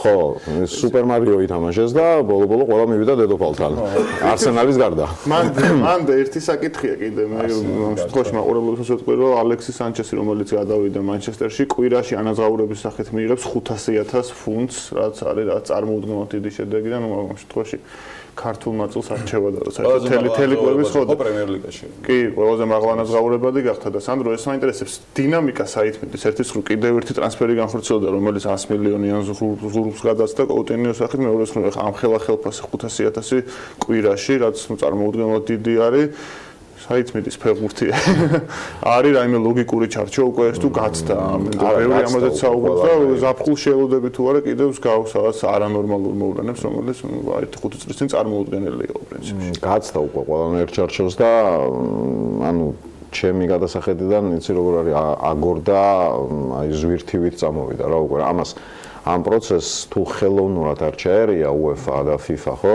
ამ პროცესს გაჩერება იქნება წარმოუდგენელი მე და შევსაუბრობდით ხო გარეთ სანამ ეთერ შემოვიდოდით რა კრიტერიუმით ფასდება ალექსის სანჩესის შრომა იმიტომ რომ იგი დაქირავებული ჩვეულებრივი დაქირავებული ადამიანია რომელიც დაიქირავა კლუბმა რა კრიტერიუმით აფასებს ეს კლუბი ალექსის სანჩესის შრომას რომ აძლევს 500,000 ფუნტს კვირაში ეს ჩემთვის ხდება აუხსნელი აბსოლუტურად ანუ რა უნდა გააკეთოს ადამიანმა ამის ფასი ხო ანუ გუშინ მაგალითად მე უყურე ტოტენჰემი მანჩესტერი იყო და არაფერი ალექსის სანჩესს იქ 500,000-ის კვირაში არ გაუგეთებია. მანჩესტერის გულში მატკივრები იმასაც იტყვიან, რომ აქეთ უნდა წაართვა ახლა გულშინდელი თამაშის მერე ეს მთლიანი ხელფასი თუ არა, ნახევარი მაინც, მაგრამ ფაქტად რჩება, ხო? იგივე კოუტინიოს ტრანსფერი რომელიც აცდა უკვე 100 მილიონი ხო 150 მილიონსაც აცდა 150 მილიონსაც აცდა ხო 158 მილიონი ფუნტი არის გაცილებით ბეჭდში ხო შესაბამისად ანუ ეს არის პროცესი უკვე რომელიც წინააღმდეგაც არ ვიცი მე გარკვეულ ზღვარი ჭერი უნდა დააწეს UEFA-მ ან სახელმწიფოს ან როგორ შეიძლება საქართველოს კონტექსტში მოდი კიდე ერთხელ შევეხოთ იმ ხრივ რომ აი გლობალურ ბაზარზე როცა მართლა ამხელა თანხები არის საქართველოს მათ შორის და ჩვენ ხელა ქვეყნებმა რა უნდა გააკეთონ იმიტომ რომ იმდენად დაჩაგრულები არიან და იმდენად ეს უკანა პლანზე არიან რომ საერთოდ აზრი აქვს თუ არა რამეს აკითხონდაც მივიდივარ რომ სანჩესის ნარფებუთალი იყიდო მე მგონი ანუ წარმოგიდგენთ სანჩესის ხელფასი რაც არის კვირაში ის ქართულ კლუბს ყოფნის მთელი სეზონის განმავლობაში ერთ ფეხბურთელის ერთი კვირის ხელფასი რომ რაღაც ის არის რა ხო ნუ ეხლა სანჩესის თამაშზე რომ შევადაროთ უკან წარქმევაზე ტეოლკოტი გადავიდა ხო ევერტონში და ეხლა იმას არ აქვს 500,000 გუშინ გოლი პლუს პასი აქვს ორ თამაშში ანუ პირველ თამაშში შედეგიანი განაცემა გაკეთა გუშინ გოლი გაიტანა და ანუ ღირებულებით არ განესაზღვრება ხო რეალურად ხა ანდრე გომეში ბარსელონამ რო წაიყვანა ისთვის წაიყვანა ჯერ დღემდე ვერ ხვდები ახლა ბარსელონის შემატკივარი ვარ მაგრამ ამდე 35 მილიონი გადაიხადა მაშინ ანუ მსგავსი თანხით 35 მილიონით რეალურად წლების წინ იყიდებოდა, რა ვიცი, ზიდანი და მე მივხვდი ყველაზე უცნაური ტრანსფერი რომელი იყო წელს სპორტში რაც განხორციელდა ეხლა უცბად მივხვდი ჭიკაიძის გადასვლა ფედერაციაში ვიცე-პრეზიდენტად მაგაზე უცნაური ტრანსფერი მგონი ფულიც არის გადახდილი ფული არა ხელფასია გადახდილი ხო და ან თუ ტრანსფერების თემას გავაგზავნებთ ტრანსფერების თემას გავაგზავნებთ იყო ერთი ვახსოვს ყველას ალბათ ხო იყო მცდელობა UEFA-ს მხრიდან ამის დარეგულირების, ანუ მექანიზმი შემოიტანეს, რომ იმდენი უნდა დახარჯოს, რამდენსაც გამოიმუშავებს. ეხლა ახალ ლეველზე არის ანასრულები, ანუ გაყიდული და ნაყიდი ფეხბურთელების ფასი არ უნდა განსხვავდებოდეს ერთმანეთისგან 100 მილიონითო. ანუ ამაზე არის ლაპარაკი. რამდენად ყოველთ ეს არის ჯერ კანონპროექტის სახით, რომელიც უნდა დაამტკიცოს FIFA-ს, აღმასკომმა და ასე შემდეგ. ნუ იქ იმდენი ბიუროკრატიაა, რომ დიდი ალბათობით ზაფხულამდე ეს ამბავი ვერ მოესწრება ვერც ერთ შემთხვევაში, ამიტომ ზაფხულში კიდე რაღაცეები აფეთქდება, ხო? ან რაღაც მოლოდინი არის რომ ზაფხულში კიდე დიდი ტრანსფერი მოხდეს. მე მგონია რომ მოხდება აუცილებლად. რეალს არ უაქტიურია, არც ერთ სატრანსფერო პერიოდში, არ ზაფხულში არ ზამთარში. პრინციპში ეს მინდა და მე თქვა, აი winners and losers რომელს მოგებულს რომელს მიცემდი ამ სატრანსფერო სეზონში რომელ კლუბს და წაგებული რომელი არის შენი აზრით? აი ერთი მოგებული და ერთი წაგებული რო გაიხსენო თუ მინდა რომელიმე ქვეყნიდან თუ მინდა ზოგადად. ყველაზე დიდი ლუზერი მაინც მე მგონი არის არსენალი. და ვინერი არის ცალსახად მანჩესტერ სიტი. ხო, სიტიმ ეხა ამ სატრანსფეროზე სიტის პრინციპში აპორტე იყიდა მეტი არ უაქტიურია, მაგრამ სიტიც ანუ რაღაცნაირად შეეშვა, ხო, დიდი თანხების ხარჯვას, უფრო მიზნობრივ ასე ვთქვათ, ანუ ფეხბურთას აღარ ყიდულობს, როგორც დასაწყისში აკეთებდა. რეალურად ხო, ეს ამაზე გარეთ საუბრობდით, მანჩესტერ სიტი ბოლო პერიოდში და იმაზე მეტი დახარჯა თავდაცვაზე, ვიდრე საქართველოს. ანუ აქედან გამომდინარე, ესეც ერთ-ერთი ეს დინამიკას და გლობალურ ბაზარს კიდე ერთხელ გვანახებს საფეხბურთოს თუ სადამდე იზარდა საქართველოს კიდე რამდენიმე აფრიკულ ქვეყანას ერთად უსწრებს მაგალითად და ასე შემდეგ. მხოლოდ დაცვაზე დახარჯა. გვარდიოლა ხო ყიდულობს ისტორიულად მცველებს. თან დიდ ფულად ძალიან. და კონკურენციის გაწევა ასეთ პირობებში ხო მაგალითად ბილბაოს ატლეტიკ კონკურენციას ვერ გაუწევს მანჩესტერ სიტის ვერც ერთ ვარიანტში, როდესაც სთავაზობენ 57 მილიონ ფუნტს.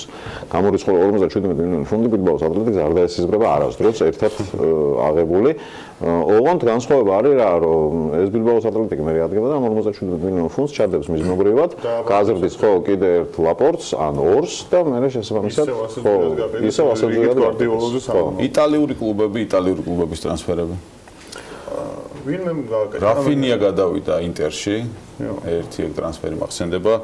ყველაზე პასივი ზოგადად იტალიური ფეხბურთის დამახასიათებელი თვისებაა, რომ ზამთარში პასიურები არიან და მით უმეტეს ეხლა ზაფხულში აქტიურია ძალიან დარბაზებს. მართალი გითხრა, მაგრამ ყველაზე მაგარი რაც კეთდებოდა ამ სატრანსფერო პერიოდში იყო ევერტონიდან დევი კლასენის წამოყვანა უნდა და ნაპოლის და საბოლოო ჯამში ეს ტრანსფერი ჩაიშალა. ანუ ესეც მიუთითებს იმაზე რა განსხვავება არის იტალიურ პრობლემებზეც მათ შორის არ მოხდებოდა ნაპოლის ჩემი აზრით იმ ტაქტიკაში და იმ თქმელის პირობებში ტანჯული და ბარსელონამაც რამდენიმე თქო კოუტინი ვერცი დამატება, მაგრამ ფეხბურთელები გაუშვა, მასკერანო გაუშვა, აფინია ვახსენი გაუშვა და გაუშვა დეულოფეო და არდა თურანი გაუშვა კიდევ რომელიც პესა არდა საჭირო მოიყვანა ეგ ცალკე საკითხია. მოიყვანა იერაი მინა. ანუ ეს არის თუ კოუტინიოს არ ჩავთვლით, რომელზეც მიდიოდა მართლა ბრძოლა.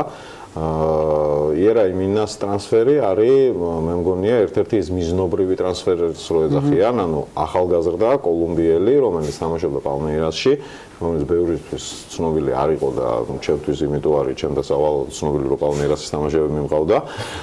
შესაბამისად, ანუ ეს არის 21 წლის ფეხბურთელი, რომელშიც ადგილიდან გადაიხადენ სადღაც 32 მილიონი დაუშვათ და ხო და ანუ ეს არის პერსპექტივაზე ნაყიდი ცენტრალური მცველი, რომელიც დასახელდა აი იმ ჩემპიონატში ბრაზილიის ჩემპიონატში საუკეთესო მცველად. კი. ზაფხულში თუ ხედავ პერსპექტივას, სანდრო, ამ შემთხვევაში მე მაინც კაჩავს უკან ეს ქართული ფეხბურთი, რომელიმე ქართულ ფეხბურთზე შედარებით მაღალი სატრანსფერო ფასით და ნორმალურ ლიგაში. მე პირადად ამ შემთხვევაში კვირკველიას მაქვს იმედები, რომ შეიძლება სადმე აღმოჩნდეს ნორმალურ კლუბში. ინგლისურ კლუბებზე იწერება ძალიან ხშირად, ანუ ყველაზე პერსპექტიული მგონია ის ჩანს ჯერჯერობით დღევანდელი. ფონი იქნება ასეთი თანხმები, გასაგები აბსოლუტურად და მართლა კარგი იქნება და გადასარევი ამბავი იქნება თუ ინგლისურ უბრალოდ იცი რა არის არსებული რეალობიდან ძალიან ძნელია ირწმუნო ის ამბავი რომ დაუშვათ ეს რომელიმე ქართული ფეხბურთელი მოხდება მაგალითად პრემიერ ლიგაში არის უფრო ახლა მე მაგალითად ახლა შენ კორგოლია თქვი მე ჭაკვეტაძე გამახსენდა ხო რომელსაც მართლა იწერებოდა ეს წაკითხული მაქვს რომ მიუნხენის ბაიერნი იყო დაინტერესებული ფიფიამას დაადასტურა შემდეგ კი ბატონო უბრალოდ ამ შემთხვევაში გენტმა აჯობა რამდენიც ეს უცნაური არ უნდა იყოს ანუ გენტი ვერასდროს ვერ აჯობებს ბაიერს მაგრამ ყოველ შემთხვევაში ამ კონკრეტულ შემთხვევაში ხო აჯობა ბაიერს მე ძალიან დიდი იმედი მაქვს რომ ზაფხულამდე ითამაშებს გიორგი ბელგიაში ისე რომ იგი მიიქცევს ყურადღებას ამა თუ იმ წამყვანი ევროპული საფეხბურთო ქვეყნების ხო ანუ ბელგია არის კარგი ტრამპლინი უბრალოდ ქართველები ჯერჯერობით ვერ ადაპტირდნენ ბელგიაში თუ წინა ორი ქართველი ვინც იყო ამ შემთხვევაში ოქრიაშვილი და ლუკა ზარანდია ვერც ერთმა ვერ მოახდინა საკუთარი გიორგის რაღაც რო ეძლევა ხა და ძირითადად ისთვისაც იბრძოლებს სავარაუდოდ რა იმიტომ რომ ну იქ ალბათ უფრო ფეხბურთელების ბრალეულობაც არის იმ ხრივ რომ ბელგიის გენტის გაგიჟებული მაგის კომენტარი მახსოვს ორი კვირა ეძებდნენ ოქრიაშვილს და მონასტერში ყოფილა თამაშის წინ წასული არავინ ავაზი არ იქნება დამოკიდებული ალბათ და კიდევ ერთი რაც შეეხება ტრანსფერებს გასაგებია რომ თქო მდიდარი კლუბები ყიდულობენ ძირად ღირებულ ფეხბურთელებს მაგრამ კლუბები ვინც უშვებენ ვინც მუშაობენ იმაზე რომ ფეხბურთელი მოიყვანონ იმას ფასი დაადონ და გაყიდონ ვინ არის ყველაზე გამორჩეული ანუ შახტარი დონეცკის მიმწოდებელი კლუბები რომლებიც ამაზე რეალურად აკეთებენ ფულს წლის სპორტო ვინ არის მიმწოდებელი კლუბები მალუშ ახლა მაგალითად რო გადავხედოთ აი ამ ბოლო ერთწლიან პერიოდს პრაქტიკულად დაიშალა ის ამსტერდამის აიაქსი რომელმაც ითამაშა ევროპა ლიგის ფინალი ხო ანუ ეს გუნდი სტაბილურად ინარჩუნებს აი ამ პირველობას ასე ვთქვათ ანუ გუნდი კეთდება მერე შლიან კეთდება მერე იშლება კეთდება მერე იშლება ხო დანარჩენი ხა იმდენად გაფართოვდა გეოგრაფია თვითონ ამ ტრანსფერების ხო რომ უკვე თან შიგნითაც უკვე ხა პრემიერ ლიგაში გადასვლა არსენალიდან მანჩესტერ იუნაიტედში ვარსკვლავის იყო რამდენიმე წლის წინ წარმოუდგენელი არავინ არ გაუშვებდა ტიერი ანრის მანჩესტერ იუნაიტედში გამორიცხული ამბავი იყო ხო მაგრამ ნუ მოხდა ესეთ პრეცედენტული შემთხვევა მოხდა არსენალი ვერ გავიდა ჩემპიონთა ლიგაზე და ამან იმოქმედა ძალიან უარყოფითად ზოგადად ამ კლუბის განვითარებაზე რა შესაბამისად დაკარგავს ალბათ ემრე ჩანსაც ლივერპული რომელსაც იყიდეს იუვენტუსი არსენალთან იოზოს გაუფორმებია კონტრაქტი ეგ გუშინ გამოვნახეთ თუმცა ეს დიდი შვება არსენალისთვის ვერ იქნება ვერც და ჩვენ უნდა წავიდეთ დასასრულისკენ თორე წავიდეთ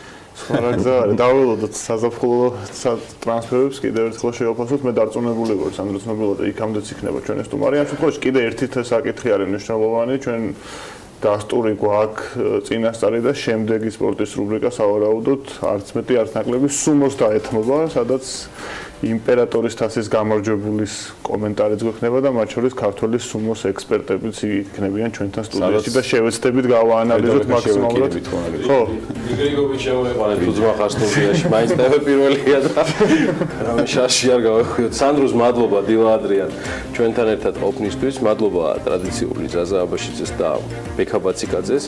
ისე ბევრი საინტერესო ლიდერბორდის ინსპირაცია წამოვიდა ზაზას და საუბრისგან სანდროსთან ერთი რაც ვიცი დანამდვილებით რომ BMG გაანიუსებს ეს იქნება ზაზას ინფორმაცია თუ არ ვცდები ეს ეხებოდა ტრანსფერებს ხო ზაზა ტრანსფერო საბოლოო ისა რომელიც დელოიტმა გამოაქვეყნა ცხელცხელი ამბავი იყო მადლობა ამ ცხელცხელი ამბავისთვის კიდევ უგაქ ერთი ცხელცხელი ამბავი რომელსაც უკვე რეკლამის შემდეგ შემოგთავაზებთ თემა გუშინდელ შეხვედრას ეხება საქართველოს ბიზნეს ასოციაციის საქართველოს პრემიერ-მინისტრთან თუმცა მხოლოდ ამ თემით ნამდვილად არ შემოვიფარგლებით ნინა კობახიძე უკვე საქმიანი დილის კულისებშია სულ მალე რეკლამის შემდეგ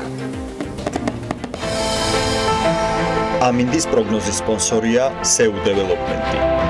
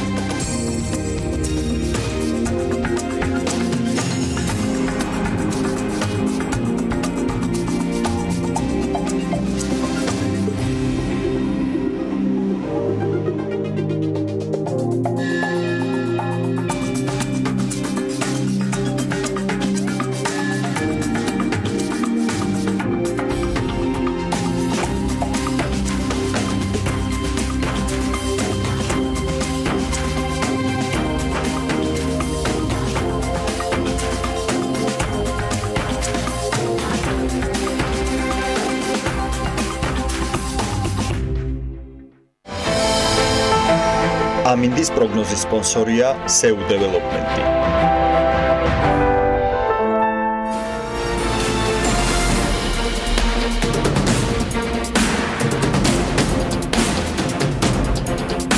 საქართველოს ბიზნეს ასოციაციის წევრებმა პრემიერ-მინისტრს გუშინ წარმოდგენეს კვლევა, სადაც საქართველოში ბოლო პერიოდში განხორციელებული და განსახორციელებელი რეფორმებია შეფასებული. გუშინდელი შეხვედრის დაწყებამდე გიორგი კვირიკაშვილმა თქვა, რომ ბიზნესთან უფრო მეტად მოსასმენად იყო მისული, ვიდრე სასაუბროდ. პრემიერმა სიტყვა შეასრულა ბიზნეს მოусმინა, ჟურნალისტებთან კომენტარი შეხვედრის დასრულების შემდეგ აღარ გააკეთა. იქამდე კი კერძო სექტორთან 2017 წლის მაკროეკონომიკური პარამეტრები შეაჯამა. კიდევ რა ითქვა ღიად და რა არ გაგვიმხილეს ჟურნალისტებს თათია ჩაფიჩაძე დანარჩენ ამბებს თავად გვეტყვის. დილა მშვიდობის ანა, მაკროეკონომიკური გარემო, სამართლებრივი ჩარჩო, საგადასახადო გარემო და შრომითი ბაზარი. ეს არის ის 4 კომპონენტი, რომლის მიხედვითაც საქართველოს ბიზნეს ასოციაციამ 70-მდე წამყვანი და მსხვილი ბიზნეს კომპანიების მონაწილეობით კვლევა ჩაატარა. კვლევის მიზანი მათი დახმარებით საქართველოს ბიზნეს გარემოს დანახვა და მის გაუმჯობესებაზე ზრუნვა. სამწუხაროდ კვლევა მედიისთვის არ გასაჯეროებულა, მისი ნახვის საშუალება გუშინ მხოლოდ მთავრობის, მეთაურს და მთავრობის წევრებს ჰქონდათ. საკმაოდ მწირი იყო ის ინფორმაციაც, რაც მედიასთან კომპანიების წარმომადგენლებმა გაასაჯაროვეს, ვიცით მხოლოდ ის, რომ ჩამოთვლილი 4 კომპონენტიდან დადებითი შეფასება ბიზნესის მხრიდან საგადასახადო სისტემა მიიღო. მთავარ პრობლემად კი დღესაც სამართლებრივი გარემო დასახელდა და ასევე გამოწვევებს შორის არის ლარის კურსიც. სწორედ ამ თემაზე ვაგრძელებთ ახლა პირდაპირ ეთერში საუბარს. ჩვენთან ერთად კი იმყოფება Global Benefit Georgia's გენერალური დირექტორი ნინა კობახიძე. მოგესალმებით კიდევ ერთხელ. თუ შეიძლება რომ გითხრათ, რადგან თქვენც იღებდით კვლევაში მონაწილეობას და გუშინაც იყავით შეხვედრაზე, თქვენთვის რა არის თქვენი თვალით დანახული ბიზნეს გარემო როგორია საქართველოში და 2017 წელი როგორი იყო? არა, მე არ ვიცნობი რაღაც გამონაკლისი განსაკუთრებული. რომ თქვენი ინტერესით დავაკმაყოფილო და აბსოლუტურად ღიად და სამართლიანად მოგიყვეთ რა ხდებოდა. ეს არ არის შემთხვევაში, ასე ვთქვათ, ჩვენ პირველად ხვდებით პრემიერს. ყოველი წლის ბოლოს ბიზნეს ფედერაციის წევრები ხვდებით პრემიერ-მინისტრს, მანამდე ჩვენ გვაქვს ყოველთვიურად შეხვედრა სხვადასხვა სექტორის წარმომადგენლებთან, მინისტრებთან, ბოლო შეხვედრა გაიმართა ქალაქის ახლად არჩეულ მერთან. ეს არის მუდმივად იმ პრობლემატიკის დაფიქსირება, რომელიც შეიძლება ამ ძალიან მსხვილ ბიზნეს პრაქტიკულად იქ გუშინ ისხდა ბიზნესი, რომელიც ქვეყნის მთავარ ეკონომიკურ, ესე ვთქვათ, დოლარს ქმნის, მილიარდის მოცულობით ვიხდით ბიუჯეტში, ალბათ ყველანი ერთად. შესაბამისად, დამერწმუნებით, რომ ხელისუფლების ღიაობა ჯერ კიდევ რამოდენიმე წლის დაფიქსირდა, თუ რამდენად არის მნიშვნელოვანი ნებისმიერ კანონპროექტის მიღებისას, ნებისმიერ ინიციატივის გაჟღერებისას, სწორედ ამ ბიზნესის და ასევე საშუალო ბიზნესის და ყველა იმ ბიზნესის, რომელიც საქართველოში დღეს ფუნქციონირებს, ხმა იქნას მიწვდენილი და სწორედ ეს ბიზნეს ფედერაცია გახლავთ ის პლატფორმა, რომელთაც ჩვენ შეგვიძლია რომ რაღაც ამბავი მივიტანოთ, სწორი ამბავი და სწორედ მათ გაითვალისწინოთ ჩვენი, ესე ვთქვათ, სურვილები, იდეები, თხოვნები და ასე შემდეგ. მივიღე ამ კვლევაში მონაწილეობა, კვლევა გახლავთ დახურული, ეს გახლავთ უფრო რეკომენდაციები საქართველოს მთავრობას, თუ როგორ უნდა გაუმჯობესდეს კიდევ და რა, ვთქვათ, რა ტიპის შეფერხებები შეიძლება გქონდეს ჩვენ ბიზნეს წარმოებაში. ასევე გავუსვახავს, რომ არც ერთი კორუფციული, ასე ვთქვათ, არის თუ არა დღეს ადმინისტრაციებში კორუფცია ამ კითხვაზე ნულოვანი პასუხი, ანუ დადებითად შეფასდა სწორედ ეს მიმართულება და იცით, რომ გლობალურ, ვთქვათ, სხვადასხვა რეიტინგებშიც ამ კუთხითაც ჩვენ ძალიან წინ ვართ და ეს ძალიან დასაფასებელია. იყო რეკომენდაციები და პირადად შევასე რეკომენდაციები სასამართლო ხელისუფლების მეტ კომპეტენციას ვითხოვთ ბიზნესი და არა მხოლოდ ბიზნესი, თავად ხელისუფლება ითხოვს ამ კომპეტენციას და მთელ რიგ რეფორმებს ატარებს იმისთვის, რომ ეს კომპეტენცია რაღაცნაირად ავწიოთ წინ და სრულიად გავაქროთ იმის ეჭვი განსაკუთრებით ინვესტორებისთვის, რომ რაღაც კონკრეტული რისკები მაინც არსებობს სასამართლო ხელისუფლებაში. ასევე ძალიან ესე ვთქვათ, სურვილებით იყო მიმართული იმისკენ, რომ მინიმუმამდე შევამციროთ ყველა ტიპის ბიუროკრატია მუნიციპალიტეტების დონეზე და რეგიონში. საჭიროა ეს ახლა სულ ბიზნეს არ დაეწერა, ეს ყველა ვიცით, რომ მთელი რიგი სხვადასხვა ვთქვათ, გართულებული გადაწყვეტილებების გამო შეიძლება მთელი პატარ-პატარა შეფერხებები კონდეს, არა მხოლოდ ბიზნეს, არამედ ჩვეულებრივ მოქალაქესაც კი, რომელიც მაგალითად მიწას ირეგისტრირებს თავის საკუთარ სოფელში. ამიტომ ასეთი ტიპის რეკომენდაციები გაიცა ბიზნესის მხრიდან.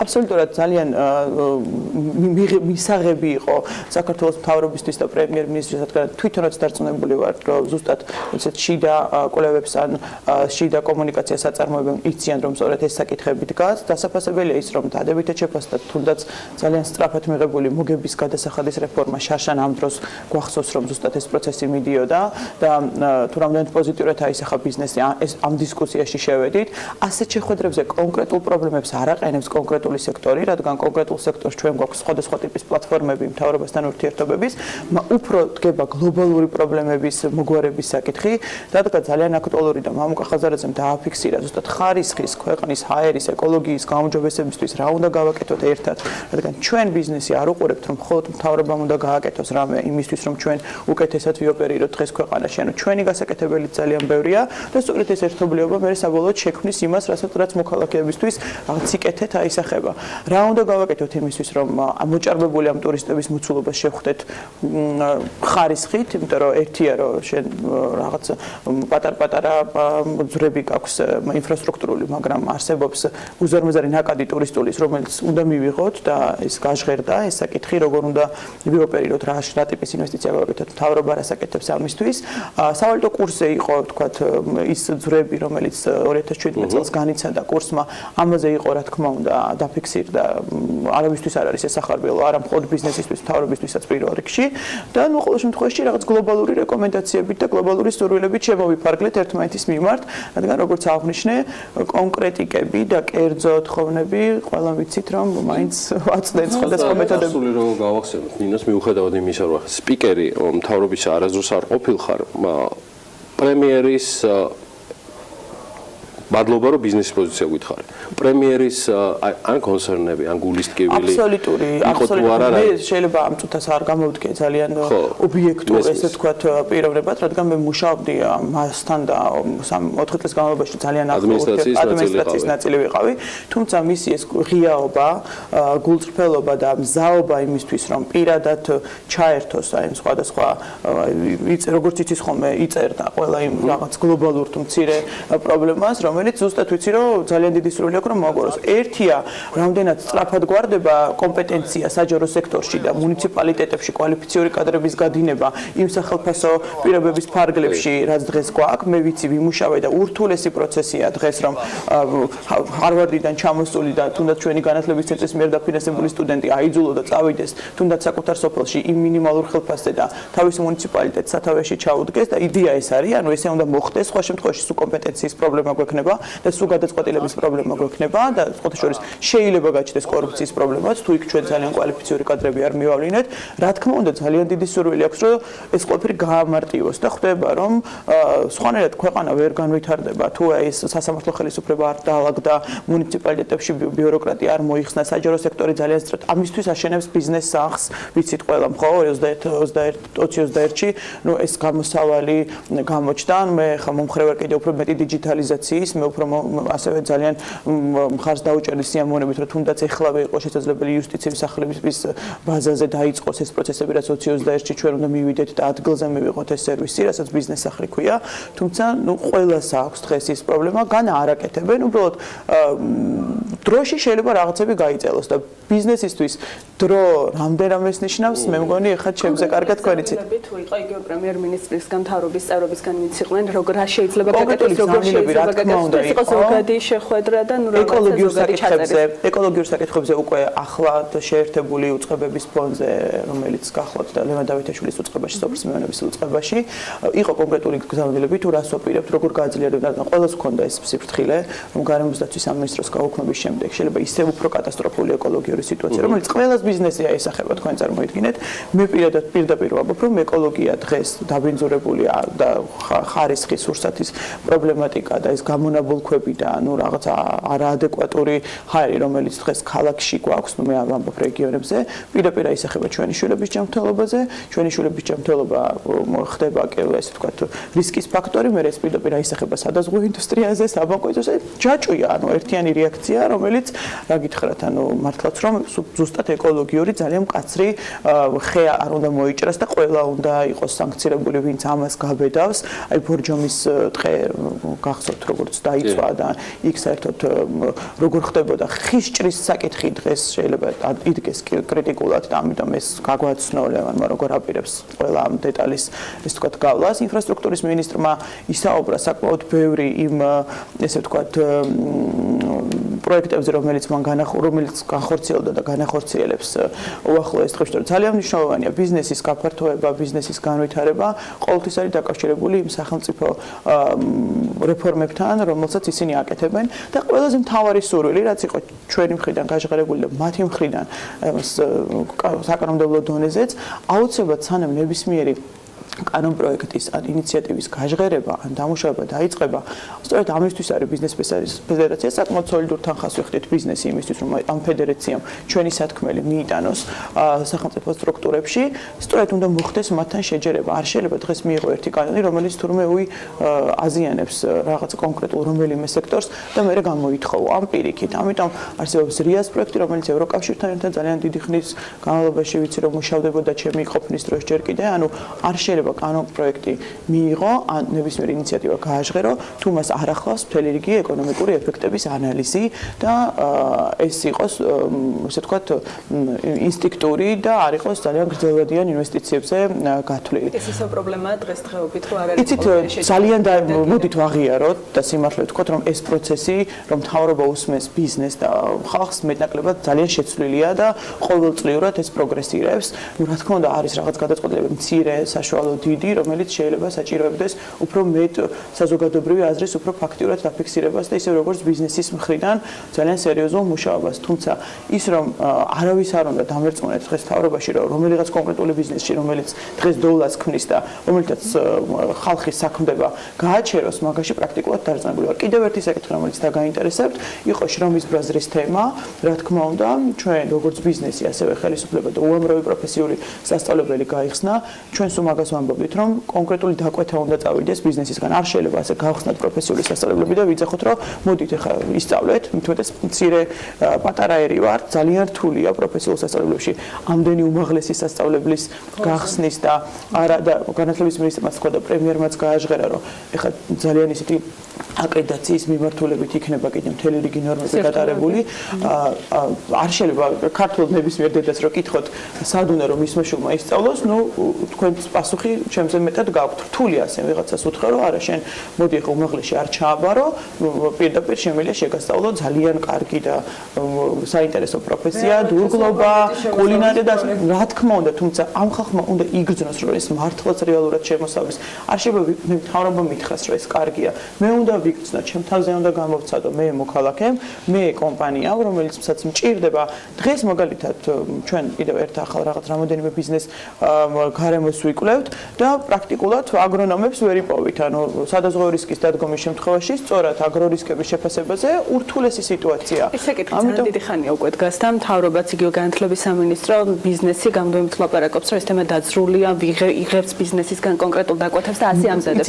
ესე არ არის კიდევ თქვა არ არის გარკვეული ბიზნესი კონკრეტული მაგალითად ალბათ უფრო ინდუსტრიული შინაარსის ბიზნესები უფრო მეტ დაკვეთას იძლევიან, ესე ვთქვათ, როგორი ტიპის ხა ჩემ სექტორში სადაზღვევო მიმართულებით ვერანაირ დაკვეთას ვერ გავცემ ვერავის გადამზადებაზე ურთულესი სიტუაცია ამ მხრივ საკადრო აქ მართლა სპეციფიკურად გამოცდილება გჭირდება რომ მოხდეს, მაგრამ რაც შეეხება ვთქვათ ინდუსტრიულ მიმართულებებს, იგივე ვთქვათ სხვადასხვა სამშენებლო მიმართულებებს, ალბათ უფრო მარტივია, უფრო მჭიდროდ მოხდეს კომუნიკაცია განათლების უწყებასა და ამ კონკრეტულ ბიზნეს ფედერაციებს შორის, რომ დაკვეთა იყოს სწორი, სად უნდა გადამზადდეს ეს ხალხი, იგივე ვთქვათ აწარმოე საქართველოს შორისაც მთავრობა გრანტს გასცემს, იყო იდეა და პროექტი, რომ ნამდვილად მოხდეს უკვე გადამზადებული ადამიანების შეთავაზება და აი ეს ციკლია, თუმცა ეს ციკლი არის დროში გაწერილი. შეუძლებელია რომ თქვათ, რომ 2020-ში ჩვენ ყველა აი 50-50-ზე გვეყოლება უმაღლესი დამთავრებული და პროფესიული განათლება მიღებული. პრაქტიკულად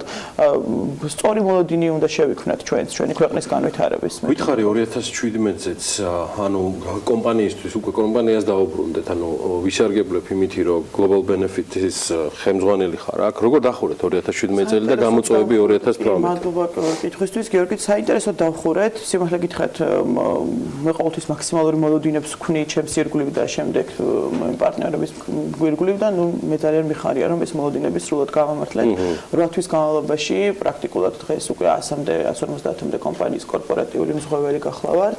6800 კაცამდე ყავს დაზღვეული. დამერწმუნეთ, ეს საქართველოს ბაზრისთვის არის ძალიან კარგი ნაბიჯი. ნუ იანვრის თვეში ჩვენ პრაქტიკულად განვახორციელებთ როგორც სადაზღვევო, ასევე გადაზღვევის კომპონენტი, რომელიც აქამდე საქართველოში არ იყო ესე ვთქვათ პოპულარული, ერთ-ერთ სადაზღვევო მოქმედ სადაზღვევო კომპანიასთან ერთად საკმაოდ დიდ პროექტში შევედით და ძალიან მომწონს ეს ამბავი.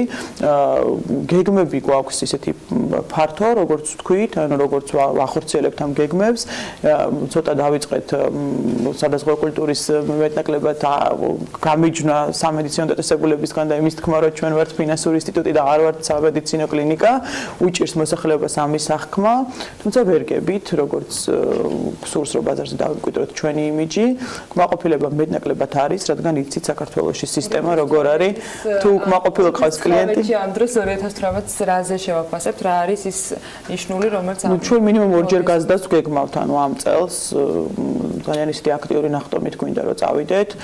ეხლა იცით რომ სავალდებულო მესამე პირთა სავალდებულო დაზღვევის ერთიანი სისტემა შექმნით, ესეც ძალიან დიდი სიახლეა სადაზღვევო ბაზრისთვის.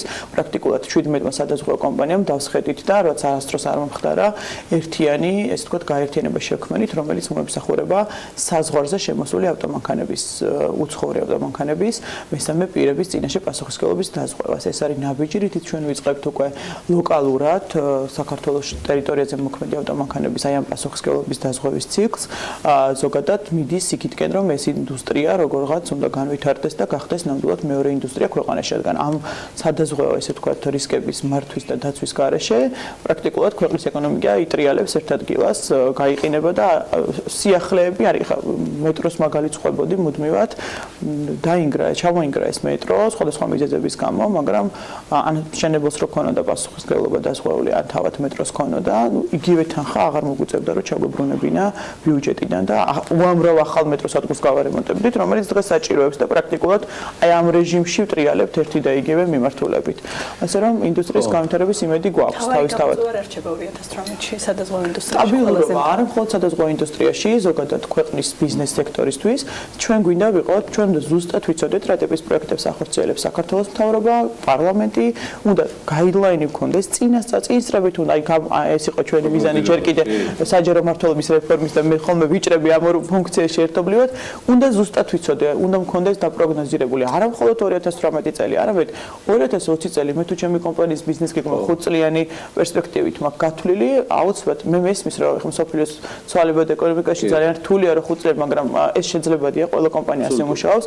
მინიმუმ სავალუტო რისკები, საგადასახადო რისკები, ეს ორი კომპონენტი, რომელიც მთავარია, ну, ჩემ ბიზნესისთვის ნაკლებად თქვა, თუმცა სავალუტო რისკი ძალიან მნიშვნელოვანია, მაგრამ განსაკუთრებით ექსპორტისთვის, იმპორტისთვის, ამ ბიზნესებისთვის ძალიან მნიშვნელოვანია, რომ მინიმუმ 1 წლიანი პროგნოზით ვიცოდეთ რა რეფორმებს აკეთებს მთავრობა, პარლამენტი და რას ველოდებით და გჯეროდეს სასამართლო ხელისუფლების.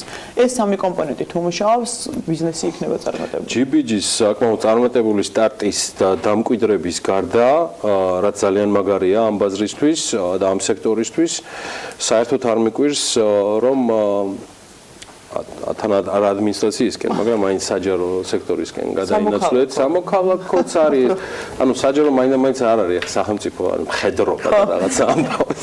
მოკლედ, ძალიან საინტერესო ორგანიზაცია ჩამოყალიბდა ნინა, რომელზეც მოასწარი TV პირველში საუბარი, მაგრამ ორგანიზაცია საინტერესოა დანიშნულებით, ძალიან წარმომადგენლობითი ბორდით, მიზნებისთვის. ეს არის ფაქტიურად ორგანიზაცია, რომელსაც ქვია ქალები მომავლისთვის. ნინა კობახიძე გახავთ ამ ორგანიზაციის ხელმძღვანელი და ეს არის ერთგვარი ბიზნეს გაერთიანება, სწორედ ლიდერი მეწარმე ქალბატონებისა და არც შემთხვევაში ამიტომ დავიწყე ლიდერობით, ანუ აქტიური ქალბატონები, ვინც სხვადასხვა საქმიანობით არიან დაკავებულნი. მე მაინტერესებს მიუხედავად იმისა, რომ 2 თვე არის გასული არა თუ იდეიდან ფორმალური პროცედურების შემდეგ რა ეტაპზე ვართ და მათ შორის გეგმები 2018 წელს. ჩვენ დავაანონსეთ კიდევაც, ანუ 1 თებერვლიდან დავიწყებთ აქტიურ ოპერირებას, საკმაოდ მთელი რიგი სტრუქტურული ბორდის ცვლილება ჭირდებოდა, მაგახსენებათ ეს ორგანიზაცია საშუალო, ასე ვთქვათ, 65 ქალს აერთიანებდა, მცირე და საშუალო ბიზნეს, ჩვენ ცოტა ავწიეთ, ესე ვთქვათ, ბორდის წევრების შემადგენლობა, ეს ხალხი გახლავთ ან მფლობელი ბიზნესის, ან საკმაოდ ტოპ მენეჯერები, ქალები, ანუ მოხსენით ქალ ბიზნესმენთან, არ მეტავარხეთ ბიზნეს ლიდერთან, რადგან ეს არ არის შევიწროვებული. მიზანი არის ძალიან მარტივი, ჩვენ გვინდა ჩვენი საუკეთესო მაგალითით დავეხმაროთ და მივცეთ შესაძლებლობა ყველა ქალს საქართველოში იმისთვის, რომ უფრო მარტივად გამოავლინონ საკუთარი ნიჭი, შესაძლებლობები, დაიწყონ ბიზნესი, გახდნენ ბიზნესის ესე ვთქვათ, ბიზნესში სხვადასხვა პოზიციებზე, ხელი შეუწყოთ მათ განვითარებას, დავაკავშიროთ საერთაშორისო, გავუხსნათ საერთაშორისო ასპარეზი, მივცეთ უფრო კონკრეტული რჩევები იმასთან დაკავშირებით, თუ როგორ უნდა გაიტანონ საკუთარი ბიზნესი, ესე ვთქვათ, გაყიდონ საკუთარი ბიზნესი და გამოიყენონ საკუთარი პლატფორმა. მე ვიცი, რომ დღეს ძალიან ბევრი ასოციაცია ასეთი, თუმცა დამერწმუნეთ იმ 10 ქალის გამოცდილება დღეს, რომელიც ჩვენ ბორდზე შევკრიბეთ, სულ რო ესე ვთქვათ, მხოლოდ პრობონო სისტემა იმუშაონ და უბრალოდ გვერდზე დაუდგნენ ამ ქალბატონებს ძალიან დიდ ეფექტს მივიღებთ. გარდა ამისა, ასევე საჯარო ლობიზმი იქნება ჩვენი ძალიან მნიშვნელოვანი კომპონენტი. ზუსტად დღეს თუ ქალი წუხს და აწუხებს საკუთარი ბიზნესის განვითარებისთვის და რაიმე შეფერხება აქვს, თუნდაც ბიუროკრატიული სასამართლო და ასე შემდეგ, ეს მხოლოდ ქალის პრობლემა არ არის. ეს გახლავთ ყველას პრობლემა, ვინც კი ბიზნესში ოპერირებს. აქედან გამომდინარე, ქალებს უფრო მარტივად და კარგად გვიყვარს ბოდიში გიორგი, არ გამომივა ახლა ეს რაღაც გენდერულად არ ჩამითვლი, კარგად გვიყვარს ესე ვთქვათ დაზუსტება, დაკონკრეტება, როგორ უნდა მოვაგვაროთ პრობლემა და სწორედ აქეთკენ მივდივართ, რომ ქალებს ჭირდებათ რაღაც გაერთიანება, რომელიც დაეხმარება მათ უფრო კარგად წარმოაჩინონ საკუთარი შესაძლებლობები. თებერვლიდან დავიწყებთ ესე ვთქვათ შეხვედრებს პოტენციურ წევრებთან. ჩვენ ვაპირებთ რეგიონალურ ჭრილში სხვადასხვა საპროექტო სამუშაოებსაც, თქვა სხვადასხვა დონორ ორგანიზაციებთან. უკვე მარტის თვე მოგეხსენებათ, მაინც არის ეს ქალბატონების ესე ვთქვათ თვე მარტის თვეში. მარტის თვეში უკვე AFC-სთან ერთად ჩვენ სხვადასხვა ტიპის კონფერენციები გვაქვს დაგეგმილი, უკვე ესე ვთქვათ სავაჭრო სამოწყალო პალატის მეწარმე ქალებთან ერთად კონფერენციაში მივიღებთ მონაწილეობას. მოკლედ უფრო დიდ ასპარეზს გავხსნით იმისთვის, რომ ახალმა ქალბატონებმა დაიწყონ ბიზნესი, იმ ქალებმა, ვისაც საკუთარი ბიზნესი აქვთ, უფრო მეტი გაფართოება და შესაძლებლობა მიიღონ. დღეს არ არის თავმოყრილი ამბავი იმის შესახებ, თუ როგორ შეგიძლია სარგებელი მიიღო როგორც სახელმწიფოსგან, ასევე ამბავი უნდა, ესე ვთქვათ, მოუყვეთ ამ ადამიანებს, რა ბენეფიტები შეიძლება მიიღონ მათ სახელმწიფო პროექტებით, DCFTA-ით, თავისუფალი სავაჭრო ზონებში ოპერირებით და ასე შემდეგ, ამას მოუყრით თავს და ის რა გზაც ჩვენ გავიარეთ, მეტნაკლებად წარმატებით, იმისას გავატარებთ ძალიან ბევრ ქართველ ხალხს. წარმატებები. ნინა კობახიძე, სადაზღვევო კომპანია Global Benefit Georgia's გენერალური დირექტორი. მადლობა მას მობრძანებისთვის, საკმაოდ საინტერესო საუბრისთვის. მოკლე რეკლამა დავაგრძელებთ ჩვენს გადაცემას.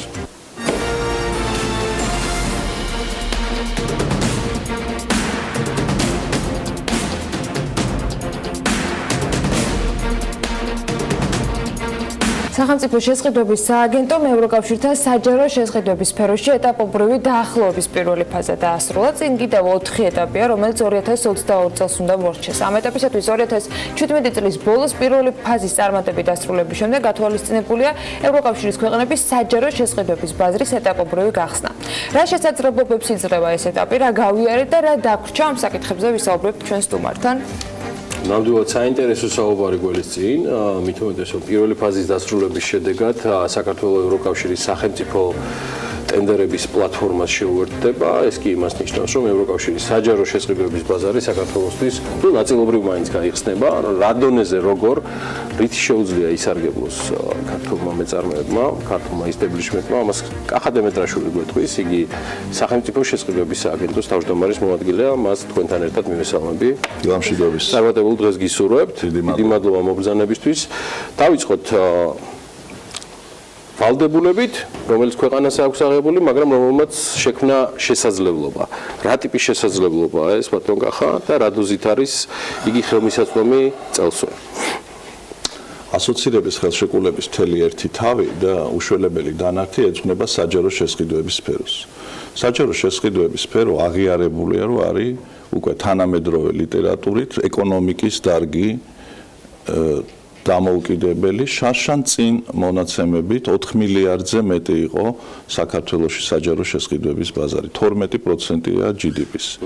მსოფლიო მასშტაბით ითვლება ნორმალურ ციფრად 15-დან 20%-მდე, როდესაც GDP-ს 15-დან 20%-მდე მოდის სახელმწიფო შესყიდვებს. ევროკავშირის ბოლო მონაცემებით, თვითონ ევროკავშირში ეს არის 14%. ევროკავშირის ქვეყნების ჯამური GDP 15 ტრილიონ ევროს აღემატება. 2 ტრილიონ 100 მილიარდ ევროზე მეტია ევროკავშირის საჯარო შესყიდვების ბაზარი. 500 მილიონიანი მოსახლეობის მქონე ბაზარზე ჩვენს ეკონომიკას, ჩვენს ეკონომიკურ აგენტებს შემოსავლების სამსახურის ინფორმაციით ჩვენს ქვეყანაში გაგიკვირდებათ ალბათ, მაგრამ არის 500.000-მდე მეწარმე სუბიექტი. 500.000 ნახევარ მილიონამდე კომპანია, დიდი, მსხვილი, პატარა, ინდმეწარმე, ფიზიკური პირი, რომელიც ეწევა ბიზნეს საქმიანობას და აი ამ ჩვენს ნახევარ მილიონიან არმიას ბიზნესმენებისა თუნდაც 1-მა, 2-მა, 3-მა, 5-მა კომპანიამ წარმატებულმა რომ შეაღწიოს აი ამ 2 ტრილიონიან ევროიან ბაზარზე და მიაწოდოს ჯერ საქონელი, თუნდაც საქონელი, ხარისხიანი საქონელი, კვების პროდუქტი, მაგიდა ადგილობრივი, არ ვიცი, სათამაშო ლედნათურები, თბილისში შესანიშნავი წარმოება არის ევროპული ხარისხის და ასე შემდეგ. ტელევიზორები, თუნდაც და ასე შემდეგ, თუნდაც მიაწოდოს და შეიჭრას აი ამ პატარა ბაზარზე, გაჩნდება უნიკალური საშუალება ახალი სამუშაო ადგილების შექმნის, დოვლათის შემოტანის, ახალი გადასახადების. ეს ის საინტერესო შემთხვევა, როდესაც საჯარო პოლიტიკაში რეფორმები, სახელმწიფო შესყიდვების სფერო არის აღიარებულია სახელმწიფო ფინანსების მართვის რეფორმის ნაწილია. სახელმწიფო ფინანსების რეფორმები თუ როგორ შეიძლება დაეხმაროს ჩვენ ექსპორტის ზრდას. და ზუსტად აი ამით იყო განპირობებული პირველი ფაზა არის 14 წლიდან 17 წლამდე, 14 სექტემბრიდან 17 სექტემბრამდე და აი ამ პირველი ფაზის ვალდებულებებში ჩვენ გვეწერა ასოცირების ხელშეკრულების აი ეს ერთ დიდ თავში და ერთ დიდ დანარჩი გვეწერა უამრავი ვალდებულება, რაც უნდა შეგვესრულებინა. სახელმწიფო სექტორში რეფორმირებით, სახელმწიფო ფინანსების მართვის სფეროში რეფორმირებით. რომ მივაწოდოთ, მართლაც ეს არაჩვეულებრივი პროდუქცია, ზოგიერთი მართლა არის, მან ალბათ რაღაც პროცედურები უნდა გაიმარჯვოს, ან იქ რომელიმე კომპანიასთან უნდა მოვიდეს შეხებაში, რა გზა არის? მოგახსენებთ? ან სანამ მივა კონკრეტულ მოთხოვნების დაკმაყოფილებამდე, რომელიც კონკრეტული ტენდერის არის ამ შემთხვევაში გამოცხადებული. მარტივად არის საქმე. და კარგია რომ მომეცეს საშუალება რომ თუნდაც ჩვენს ბიზნეს საზოგადოებას ეს ვამცნოთ თქვენი ეთერით, ბევრად მარტივად არის საქმე. ესე იგი არსებობს გარკვეული პროცედურა, ამჟამად ჩვენი მთავრობა აწარმოებს მოლაპარაკებებს ევროკომისიასთან. დეკემბრის ბოლოს შედგა DCFTA-ის მმართველი კომიტეტის სტომა თბილისში. იანვრის ბოლომდე თებერვალში სავარაუდოდ ეს მოლაპარაკებები დასრულდება და ესეთი პროცედურა ჯერ არ ქონია ევროკომისიას და ევროკომისია, როდესაც სრულად ოფიციალიზება მოხდება ამ აღიარების ჩვენი ვალდებულებების შესრულების. და ეს ჩვენი ვალდებულებები იყო კანონებში ცვლილებები, იყო ათობით ნორმატიული აქტი, შეიქმნა ელექტრონული სერვისი. აი ეს რევიზია მოხდა უკვე დეკემბრის ბოლოს. ჩვენ მონიტორინგის მისიები ჩამოგდიოდა ყოველ წელს. ეხლაც ველოდებით თებერვალს, 13 თებერვალს ველოდებით მონიტორინგის მისიას. ეს დასრულდება კონკრეტული კომპანია, ავიღოთ ლედნათურების წარმოებელი კომპანია, რა პროცედურების გავლა საჭიროებს იმისათვის, რომ მაგალითად გერმანიაში ან იტალიაში გამოცხადებულ ტენდერში მიიღოს მონაწილეობა. დიახ, ამას მოგახსენებდით. შესაბამისად, ევროკომისია 2 წელიწადში ერთხელ ცვლის მონეტარულ ზღვრებს. ანუ არსებობს რთული სისტემა მონეტარული ზღვრების, მაგალითად საქონელზე ცენტრალური ხელისუფლების ორგანოების, მაგალითად ჰოლანდიის. ან სერვისზე მუნიციპალიტეტის რომელიღაც გერმანიაში, ან სამშენებლო სამუშაოზე სახელმწიფო საწარმოსი დანიის. და აქ არსებობს მონეტარული ზღვრები, რომელიც ჩვენ საიტზეა, ჩვენ ამას ვამცნობთ, გვაქვს დიალოგი ბიზნესთან, ამას ვატყობინებთ და კიდევ უფრო შევატყობინებთ და შესაბამისი მონეტარული ზღვრებს ზევით გამოცხადებული ტენდერები არის ხელმისაწვდომი ერთიან ევროპულ პორტალზე. TED, მარტივია TED. ამ პორტალს. თუ ქართული კომპანია აკმაყოფილებს იმ სპეციფიკაციებს, ელემენტარულ ჩვენ არანაირი ვალდებულება იმის შემდეგ, როდესაც ეს მონიტორინგის მისია მოლაპარაკებები ევროკომისიის კოლეგებთან დასრულდება და ევროკომისია გამოსცემს მათ შიდა რეგულაციას, ანუ თვითონ ჯერ არ აქვს ეს შემუშავებული ეს პროცედურა, რომ აღიარონ საქართველოს ვალდებულებების შესრულება საჯარო შესყიდვების სფეროში პოზიტიურად დადებითად და მიღებულად, ამის შემდეგ, რაც დადებითი შეფასება უკვე არის ვერბალური და მოხდება ალბათ ამის ოფიციალიზება, ამის შემდეგ ყველა 28 ქვეყნის მხოლოდ ცენტრალური ხელისუფლების ორგანოების მიერ ამ ფაზაში და 19 წელს უკვე ყველა დანარჩენის. ანუ ეხლა პირველი ფაზის შედეგი, ანუ მათ მხრიდან ესე ვთქვათ ჟესტი გავაკეთოთ იმისათვის რომ 19 წლისათვის მოვერგოთ კიდევ უფრო მეტი და ბევრია 10 ჯერ მეტია გასაკეთებელი. ანუ ეს იყო ზუსტად დაახლოების აპროქსიმაციის ფაზა. ისევ საკანონმდებლო ცვლილება უამრავი ცვლილება არის საკანონმდებლო მომზადებული, სააგენტოს აქვს მომზადებული საერთოდ ახალი კანონპროექტი არის მომზადებული, უამრავი ცვლილება არის ათობით შესატანი არსებულ კანონმდებლობაში. მეორად კანონმდებლობაში ახალი ელექტრონული სერვისები უნდა დაინერგოს, სრულიად ახალი პროცედურები და პროცესები, რაც ჩვენთან არ იყო ამჟამად. უამრავი გიგანტური სამუშაოა სექტემბრამდე 19 წლის. მაგრამ ნიშნავს თუ არა ეს რომ სრულფასოვნად არსებული თვისესრიგის გათვალისწინებით ქართული მეწარმეებისთვის ეს ყველაფერი ამუშავდება 2019 წლის ბოლო დეკადაში. მე იმედი მაქვს რომ თუ ყველაფერი ისე წავიდა როგორც იმედი მაქვს რომ უახლოეს თვეებში ეხლა ჩვენზე აღარ არის დამოკიდებული არაფერი ჩვენ ყველაფერი ჩვენ მთავრობამ და პარლამენტი საქართველოს პარლამენტი იყო აქტიურად ჩართული კარგად ესმოდა იქნა რამდენიმე კანონი მიღებული ახალი ცვლილებები უпроსორედ ჩვენს კანონმდებლობაში და ასე შემდეგ ანუ საქართველოს მხარემ გააკეთა ყველაფერი რაც შეეძლო ეხლა მიდის მოლაპარაკებები რუტინული ბიუროკრატიის დონეზე ევროკომისიის კოლეგებთან, რათა მათ ოფიციალიზება გააკეთონ ამ დადებითი შედეგის და მერე მიიღონ რეგულაცია და მერე როგორც ხდება ევროკომისია ბრიუსელი ატყობინებს 28-ვე მთავრობას, რომ საქართველოს კომპანიებს ეკნებათ საშუალება ავტომატურად. ამჟამად ეს ბაზარი დახურულია, ბლოკირებულია. ამ ბაზრის გახსნის გარდა, რა თქმა უნდა, ძალიან დიდი შესაძლებლობა და მნიშვნელოვანი შესაძლებლობა, მაგრამ მეორე მხრივ იცვლება საქართველოს ბაზრისთვისაც რამე, ანუ ეს ცვლილებები კანონში, რომელიც ამ ყველაფერს გულისხმობს, ის სიახლეები, რომელიც რეალურად ამეტყ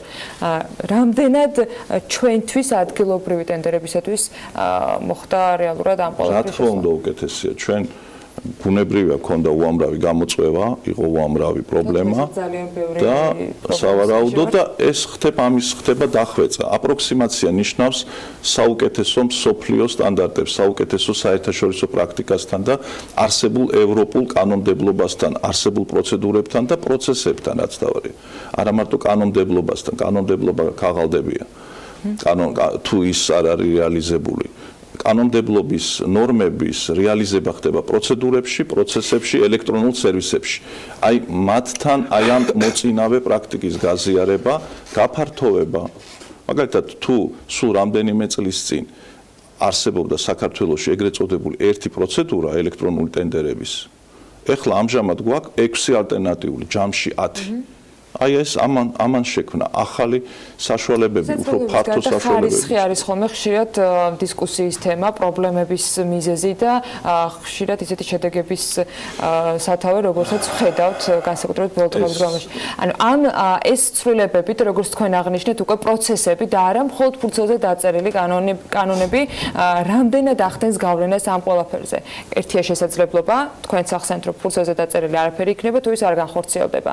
რამდენად რეალობას გვიცვლის ეს მინდა გადაუხვიო რა სულ ოდნავ უკან დავბრუნდეთ თქვენ პროფესიონალები ბრძანდებით და ალბათ ამავე სტუდიაში ძალიან ბევრჯერ გაგიგიათ ეს ყბადაღებული თემა რომ ჩვენ იაფად სახელმწიფო ტენდერების მეშვეობით აი იაფად რა ვქნათ ფასი იაფი შემოგთავაზა და იმან გაიმარჯვა და ხარისხი ვერ უზრუნველყავით მოგეგეთ რომ შლიან ტენდერებს სწორედ ამ ფასის გამო როცა არ აკმაყოფილებს კომპანია არის სტერეოტიპი საქმეში არ ჩახედული ადამიანების ეს არის ტყუილი და ეს არ არის. აი, როდესაც ერთი პროცედურა არსებობდა რამდენიმე წლის წინ, ელექტრონული, ეგრეთ წოდებული რევერსული აუქციონის, როდესაც თქვენ გინდათ იყიდოთ ეს ჟურნალი, ან ეს კომპიუტერი და გთავაზობთ 10 კომპანია და იწყებს ვაჭრობას და ჩამოდის დაბალ ფაზზე, მაშინაც შემსყიდველ ორგანიზაციას თუ სწორედ ქონდა დაწერილი ტექნიკური სპეციფიკაციები, სატენდერო დოკუმენტაცია, საკვალიფიკაციო მოთხოვნები, მაშინაც თქვენ მიიღებდით შედეგს ხარისხიან პროდუქტს. და მით უმეტეს ეხლა, როდესაც ჩვენ დავამატეთ 5 ახალი პროცედურა, რომელსაც არის საშუალება გაითვალისწინოთ სასიცოცხლო ციკლი, ფასის და ხარისხის შეფარდება, თქვენ შეგიძლიათ იყიდოთ საუკეთესო ნივთი, ბევრად ძვირად, ვიდრე სხვა თქვენმა კონკურენტმა. ანუ ეს არის მცდარი სტერეოტიპი, ვინც არ იცის რა ხდება, გადახედეთ, წაიკითხეთ, გვესაუბრეთ ჩვენ, არსებობს ჩვენ პროცედურა, ქვია შესყიდვის პროცედურა, ეს არის ერთობლიობა პროცესების, როდესაც თქვენ ირჩევთ, თქვენ შემსყიდველ ორგანიზაციას, თქვენ ხართ თქვა ხარაგაულის გამგეობაში მუშაობთ, ხართ გადაწყვეტილების მიმღები და გადაწყვიტეთ, რომ გინდათ სკოლისთვის იყიდოთ მერხები. თქვენ შეგიძლიათ დაწეროთ, შეირჩიოთ ჯერ ისეთი პროცედურა, სადაც საერთოდ არ იქნება რევერსული აუქციონი და შეირჩიოთ თუნდაც ისეთი პროცედურა, სადაც მოხდება პრეკვალიფიკაცია საუკეთესო კომპანიების და მერე მოხდება ფასთა ვაჭრობა. აი, მაგაზე მიდის საუბარი რეალურად, აი მაგალითად ავიღოთ სექტორი ინფრასტრუქტურული სექტორი. არის საუბარი გარდა უცხოური კომპანიებისა, ძირითადად ჩინური და თურქული, რომლებიც უპირატესობას ანიჭებენ მათ დაბალი ფასის გამო, ხარისხი თემა აქ არის.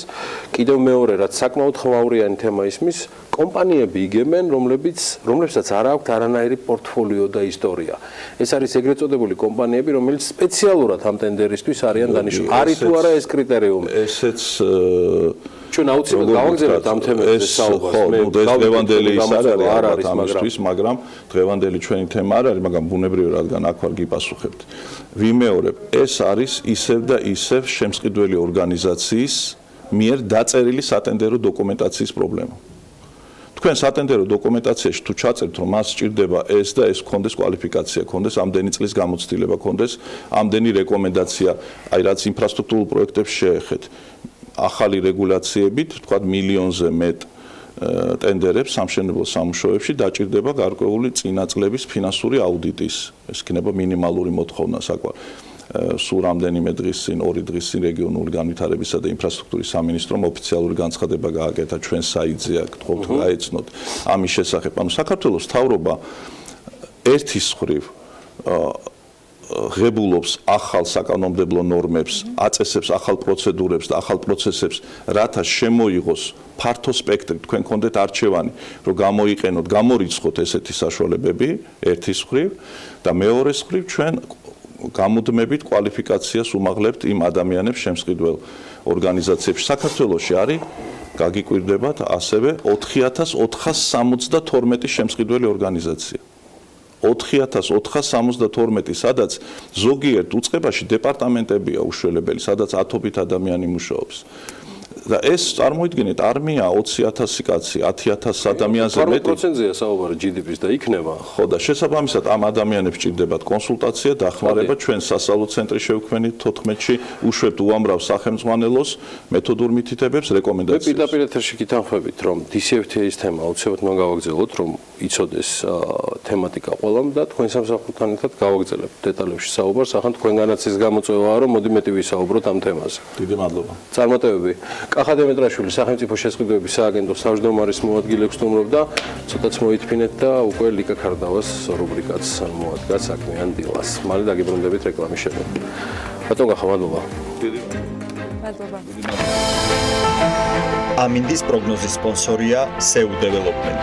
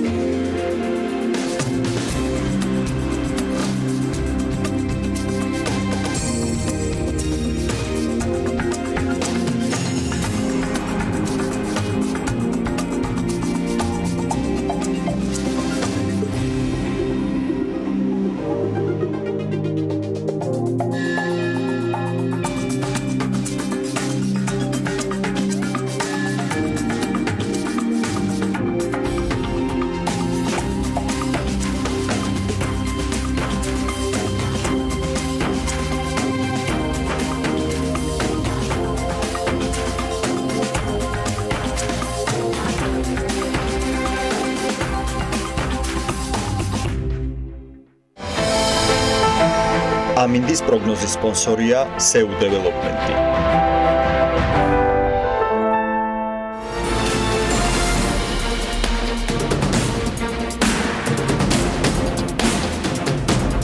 რეკლამის შემდეგ საქმიანი დილით დავბრუნდით პირდაპირ ეთერში ლიკა ქარდავას დეველოპერული რუბრიკით. პროფიტი ჯორჯიაჯის დამფუძნებელი და მმართველი დღეს ზურაბერის თავს, რენტალსის დამფუძნებელს და მმართველ პარტნიორს და მარიამ დემურიას საქართველოს რეალტორთა ასოციაციის აღმასრულებელ მენეჯერს მასპინძლობს. ერთ ძალიან საინტერესო ამბავზე უნდა შედგეს საუბარი, წინასწარაც ვიცი. სულ რამდენიმე დღის წინ ჰოლიდეინ თბილისში საქართველოს რეალტორთა ასოციაციის მიერ ორგანიზებულ სხდომაზე უძრავი ქონების სფეროს წარმატებული კომპანიები, საერთაშორისო ორგანიზაციების და მომიჯნავე პროფესიების წარმომადგენლები ერთად შეიკრიბნენ. აი სხვა ყველაფერ დააჩერზე უკვე ლიკა და მისი სტუმრები მოგეყვებიან. ლიკა დილამშვიდობის მოსალოდნელად. ანა დილამშვიდობისა, მიხარია შენი დაბრუნება, ერთად ვაგრძელებთ, ისევ საინტერესო. მიხარია რომ შეუცდარიცი არ იყვება.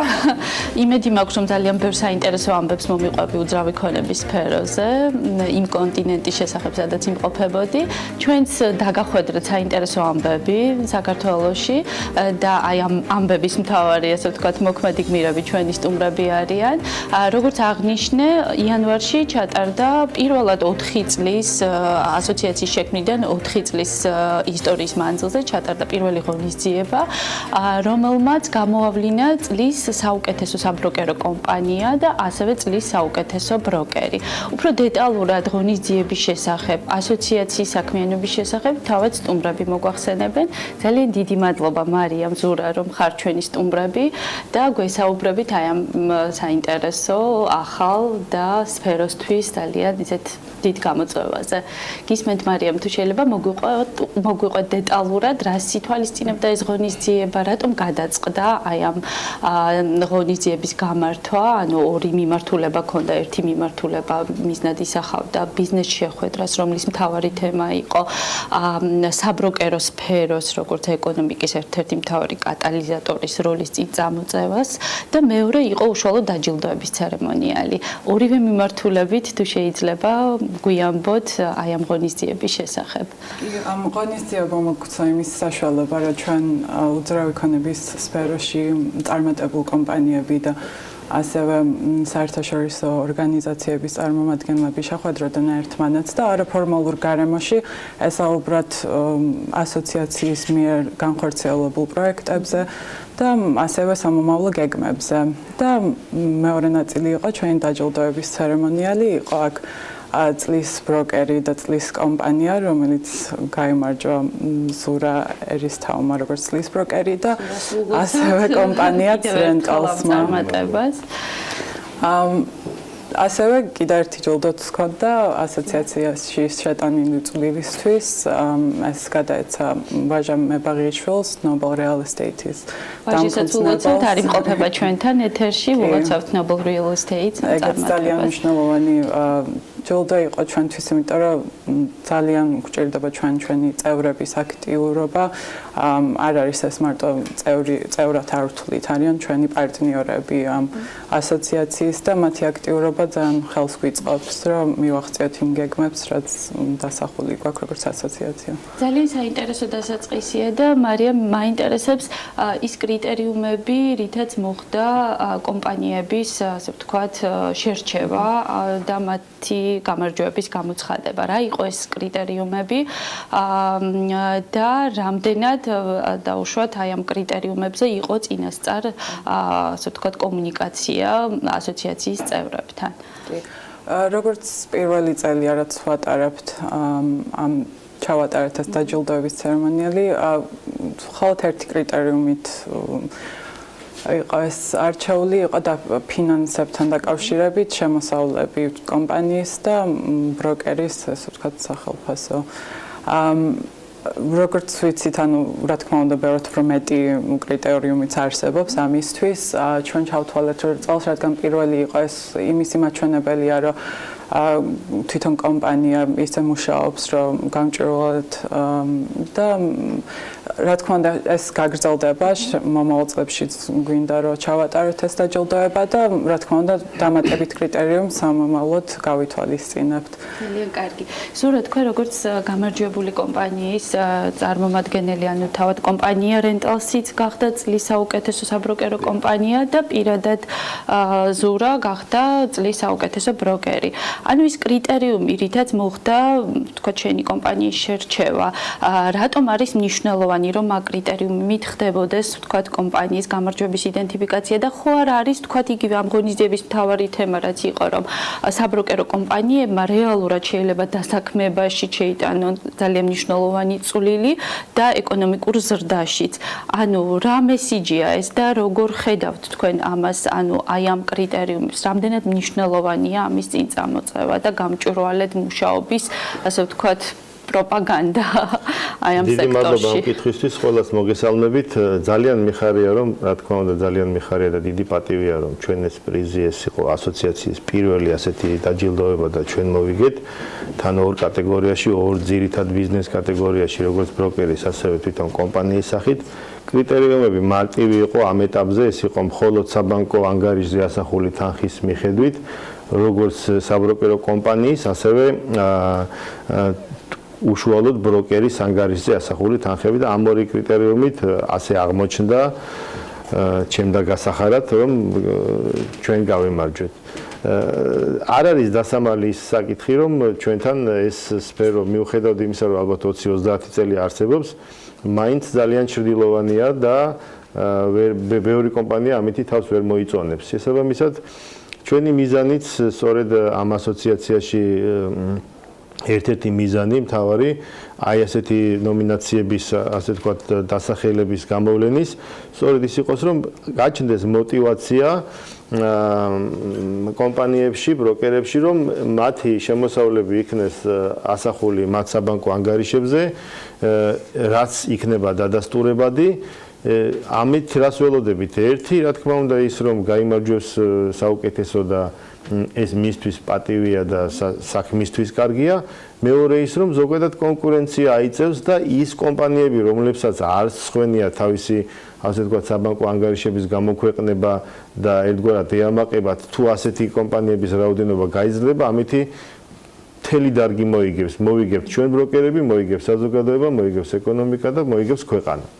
მარიამ, თქვენ იმისთვის რომ ეს მიზანი იქნეს მიღწეული და ეს არის ძალიან მნიშვნელოვანი გამოწვევა. ყველა ვიცით რომ ამ სფეროში დგას ეს პრობლემა, ძალიან დიდი ნაწილი ვთქვათ, ბევრი ასე ვთქვათ ბროკერებისა იმყოფება ასე ვთქვათ ჩრდილოვან მხარეს, მათი შემოსავლები არ არის აღრიცხული და ეს არა მარტო ვთქვათ ეკონომიკური თვალსაზრისით აფერხებს სექტორის განვითარებას, არამედ ძალიან ბევრ წინააღმდეგობებს ქმნის იმისთვის რომ ჩვენ დავემსგავსოთ ძალიან ბევრ ცივილიზებულ, ასე ვთქვათ, ქვეყანას, სადაც ბროკერები არიან ლიცენზირებულები, ბროკერის პროფესია არის ძალიან პრესტიჟული, ბროკერის საიმედოობის ხარისხი საკმაოდ მაღალია, ბროკერისგან მიღებული მომსახურების გარანტიები მომხმარებელს აქვს მაღალი და ასე შემდეგ. როგორ უნდა მივიდეთ აქამდე, რა ნაბიჯები უნდა გავიაროთ და როგორ ხედავთ თქვენ ასოციაციის როლს აი ამ მიზნებამდე მისვლაში? ასოციაცია, როგორც იცით, არის გაერთიანება უძრაქვენებაში ჩართული კომპანიების. მე ამ განხრით ინგლისშიც მიმუშავია რამოდენიმე წელი და ბევრად უფრო განვითარებულია ეს სფერო.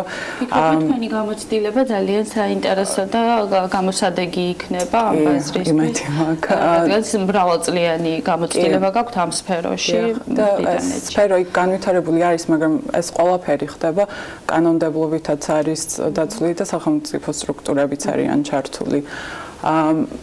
ასოციაცია მუშაობს იმაზე, რომ ვთქვათ, საერთაშორისო ორგანიზაციებთანაც მუშაობთ, სახელმწიფო სტრუქტურებთან, რომ არსებობდეს რაღაცა რეგულაციები, არსებობდეს ბევრს მუშაობთ ტრენინგ ცენტრებთან დაკავშირებით, რომ იყოს რაღაცა სტანდარტები შეიქმნას სამუშაოდ, ასევე შექმნა ასოციაციამ ეთიკის კოდექსი, წესები, რეგულაციები სამუშაო, რომ ეს საერთაშორისო სტანდარტები დამყარდეს და კომპანიები კორპორაციების მუშაობას გამოჯობესდა. ძალიან კარგი. დღეს ვინ არიან თქვენი წევრები და რამდენად გეგმავთ წევრების შემადგენლობის გაზრდას? რამდენად მნიშვნელოვანია, რომ ყველა მოთამაშე, რომელიც ამ ბაზარზეა წარმოდგენილი, იყოს თქვენთან ერთად და აი ამ სფეროზე ერთიანი ძალებით ზრუნავდნენ, ასე ვთქვათ, თქვენი დახმარებით. ჩვენ ყავს დაახლოებით 21 კომპანია, ვინც ჩართულია ამ მოძრაობასთან დაკავშირებით. ძალიან მნიშვნელოვანია ჩვენთვის დამატებით გაწევრიანება სხვა კომპანიების და მათი ჩართულობა და აქტიური წევრები გვესაჭიროება ნამდვილად ძალიან მნიშვნელოვანია ჩვენთვის. გინდაც თუმცა რომც რეკომენდაციებით იყოს იდეების მოწოდების ჩართულობით ხშირად იმართება კრებები, ღონისძიებები ამასთან დაკავშირებით და რა თქმა უნდა აქტიური წევრები ძალიან მნიშვნელოვანია. სრულად თქვენ როგორც ასოციაციის წევრი რა ღირებულებებს ხედავთ? ანუ რატო მნიშვნელოვანი რომ ვთქვათ იყო რეალტორთა ასოციაციის წევრი და გრძელვადიანად როგორ უყურებთ აი ამ ასე ვთქვათ თანამშრომლობას? ასოციაციის ყოფნა არ ყოფნის საკითხი და არსებობის საკითხი ჩემთვის ცალსახაა, რომ პროფესიული გაერთიანება ნებისმიერი დარგის და მათ შორის ისეთი დარგის, ისეთი როგორც წესი ძალიან დიდარი და წარმატებული დარგის, როგორც არის უძრავი ქონების საბროკერო კომპანიათა გაერთიანება, უნდა არსებობდეს. დღეს თუ გვართ 21 წევრი, ალბათ ქვეყანაში არის 1000 საბროკერო კომპანია, ალბათ არ ვიცი რამდენი 1000 ინდივიდუალური ბროკერი, ასე ვთქვათ, აგენტი. ჩვენი მიზანია, რომ რაც შეიძლება მეტი წევრი შევიძინოთ, რაც შეიძლება უფრო კრიტიკული იყოს მასა, რაც შეიძლება მეტად წარმომადგენლობითი და შესაბამისად მართლაც ერთიანი ძალებით მოვეჭიდოთ ისეთ საკითხებს და ისეთ გამოწვევებს, რომელსაც ჩვენ ინდივიდუალურად ყოველდღე ვაწყდებით, თუმცა ჩვენ ამის გადაწყვეტა ინდივიდუალურად არ შეგვიძლია. ძალიან ბევრია ასეთი, ახლა ეს არ არის ტყუილი, რომ მაგალითად ამ დარგის მიმართ, ამ დარგში დასაქმებული ხალხის მიმართ არსებობს გარკვეული არათუ დადებითი, არამედ რაღაცა ვთქვათ უარყოფითი დამოკიდებულებაც კი ხშირ შემთხვევაში გაგვიგია, რომ ადამიანს რაღაცა ერთი უნდა კომპანიას ვთქვათ რაღაცა დაკვეთა აქვს საბროკერო კომპანიისთვის, ისინი მათ ყურს არ უგდებენ, აჩვენებენ სრულად განსხვავებულ ობიექტებს. ეს არის ნამდვილად გულდასაწყვეტი და შესაბამისად ახლა ჩვენ მე ასე ვაპოზიციონირებ ჩვენ თავს და ჩვენ ასე ვიწყებთ კომპანიაში მუშაობას, რომ ყოველდღიურად რომ ჩვენ ვართ ასე ვთქვათ პირუთვნელი კონსულტანტები იმ ხალხისთვის, ვინც ჩვენ გვენდობა და ვინც ჩვენ კითხვას გვისვამს. შესაბამისად იმის უკან უამრავ რაღაცას ვსწავლობთ, რომ კომპეტენტური პასუხი გავცეთ. მაგრამ რაც ჩვენ თქვით, ეს პრობლემა ყოველდღიურად ხდება, რომ არის დარგის მიმართ მაინც ასე ვთქვათ არც თუ ისე ჯანმრთელი დამოკიდებულება და ამასთან ბრძოლა მარტო ჩვენ კომპანიას ან სხვა კომპანიას არ შეუძლია. ეს უნდა მოხდეს ასოციაციის ასე ვთქვათ პროფესიული გაერთიანების ხარჯზე და ძალებით. ზურა, რაც შენახსენე, ეს პრობლემები გარკვეულწილად უკავშირდება განათლებას, ვთქვათ, გამოცდილებას, რაღაც გარკვეულ ეთიკის კოდექსს, რაც უნდა ყველამ გაითავისოს, გაიაზროს, ისწავლოს, პატივისცეს, ვთქვათ, მის კონკურენტს. აი ამ მიმართულებით რაიმე პროექტებს ხო არ გეგმავთ? ან როგორია თქვენი უახლოესი გეგმები მარიამ ასოციაციაში? იგივე წევრებისთვისაც ალბათ საინტერესო იქნება იმ ბროკერებისთვის, რომლებიც ალბათ ყურს ადევნებენ ჩვენს რუბრიკას, ალბათ მათთვისაც საინტერესო იქნება. რა შეგვიძლია ვუთხრათ მათ უახლოესი გეგმების შესახებ? როგორც ახსენე, ეთიკის კოდექსი და ეს წესები და რეგულაციები უკვე განავითარა ასოციაციამ.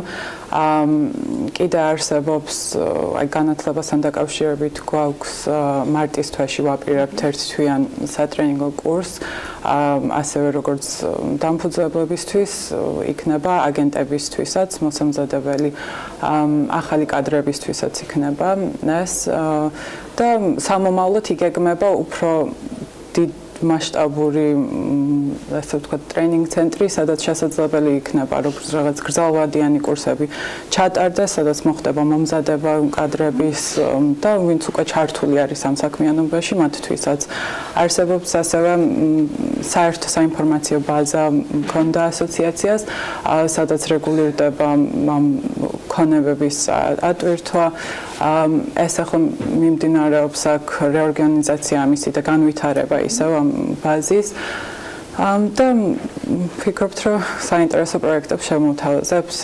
ძალიან ბევრ საერთაშორისო ორგანიზაციასთან მუშაობთ კანონმდებლობასთან დაკავშირებითაც და იმედი გვაქვს, რომ წარმატებულად ჩაივდეთ. დარწმუნებული ვარ, რომ წარმატებები აუცილებლად იქნება.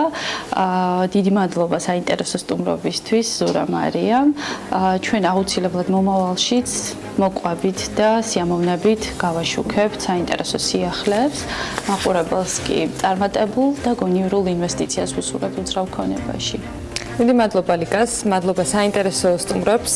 ნამდვილად არაჩვეულებრივი თემისთვის დარწმუნებული ვარ, ასოციაციის მხრიდან კიდევ არაერთი სიახლე იქნება და მით უმეტეს ხუთშაბათობით არაჩვეულებრივი პლატფორმა არსებობს იმისათვის, რომ ლიკა ქარდავასთან ერთად ამ ყველა სიახლის შესახებ ინფორმირებულები ვიყოთ და რა თქმა უნდა მომხმარებლები იყვნენ მუდმივად ყველა იმ სიახლის შესახებ აბსოლუტურად საქმის ყურში, რომელსაც ლიკა და მისი რუბრიკა გვთავაზობს.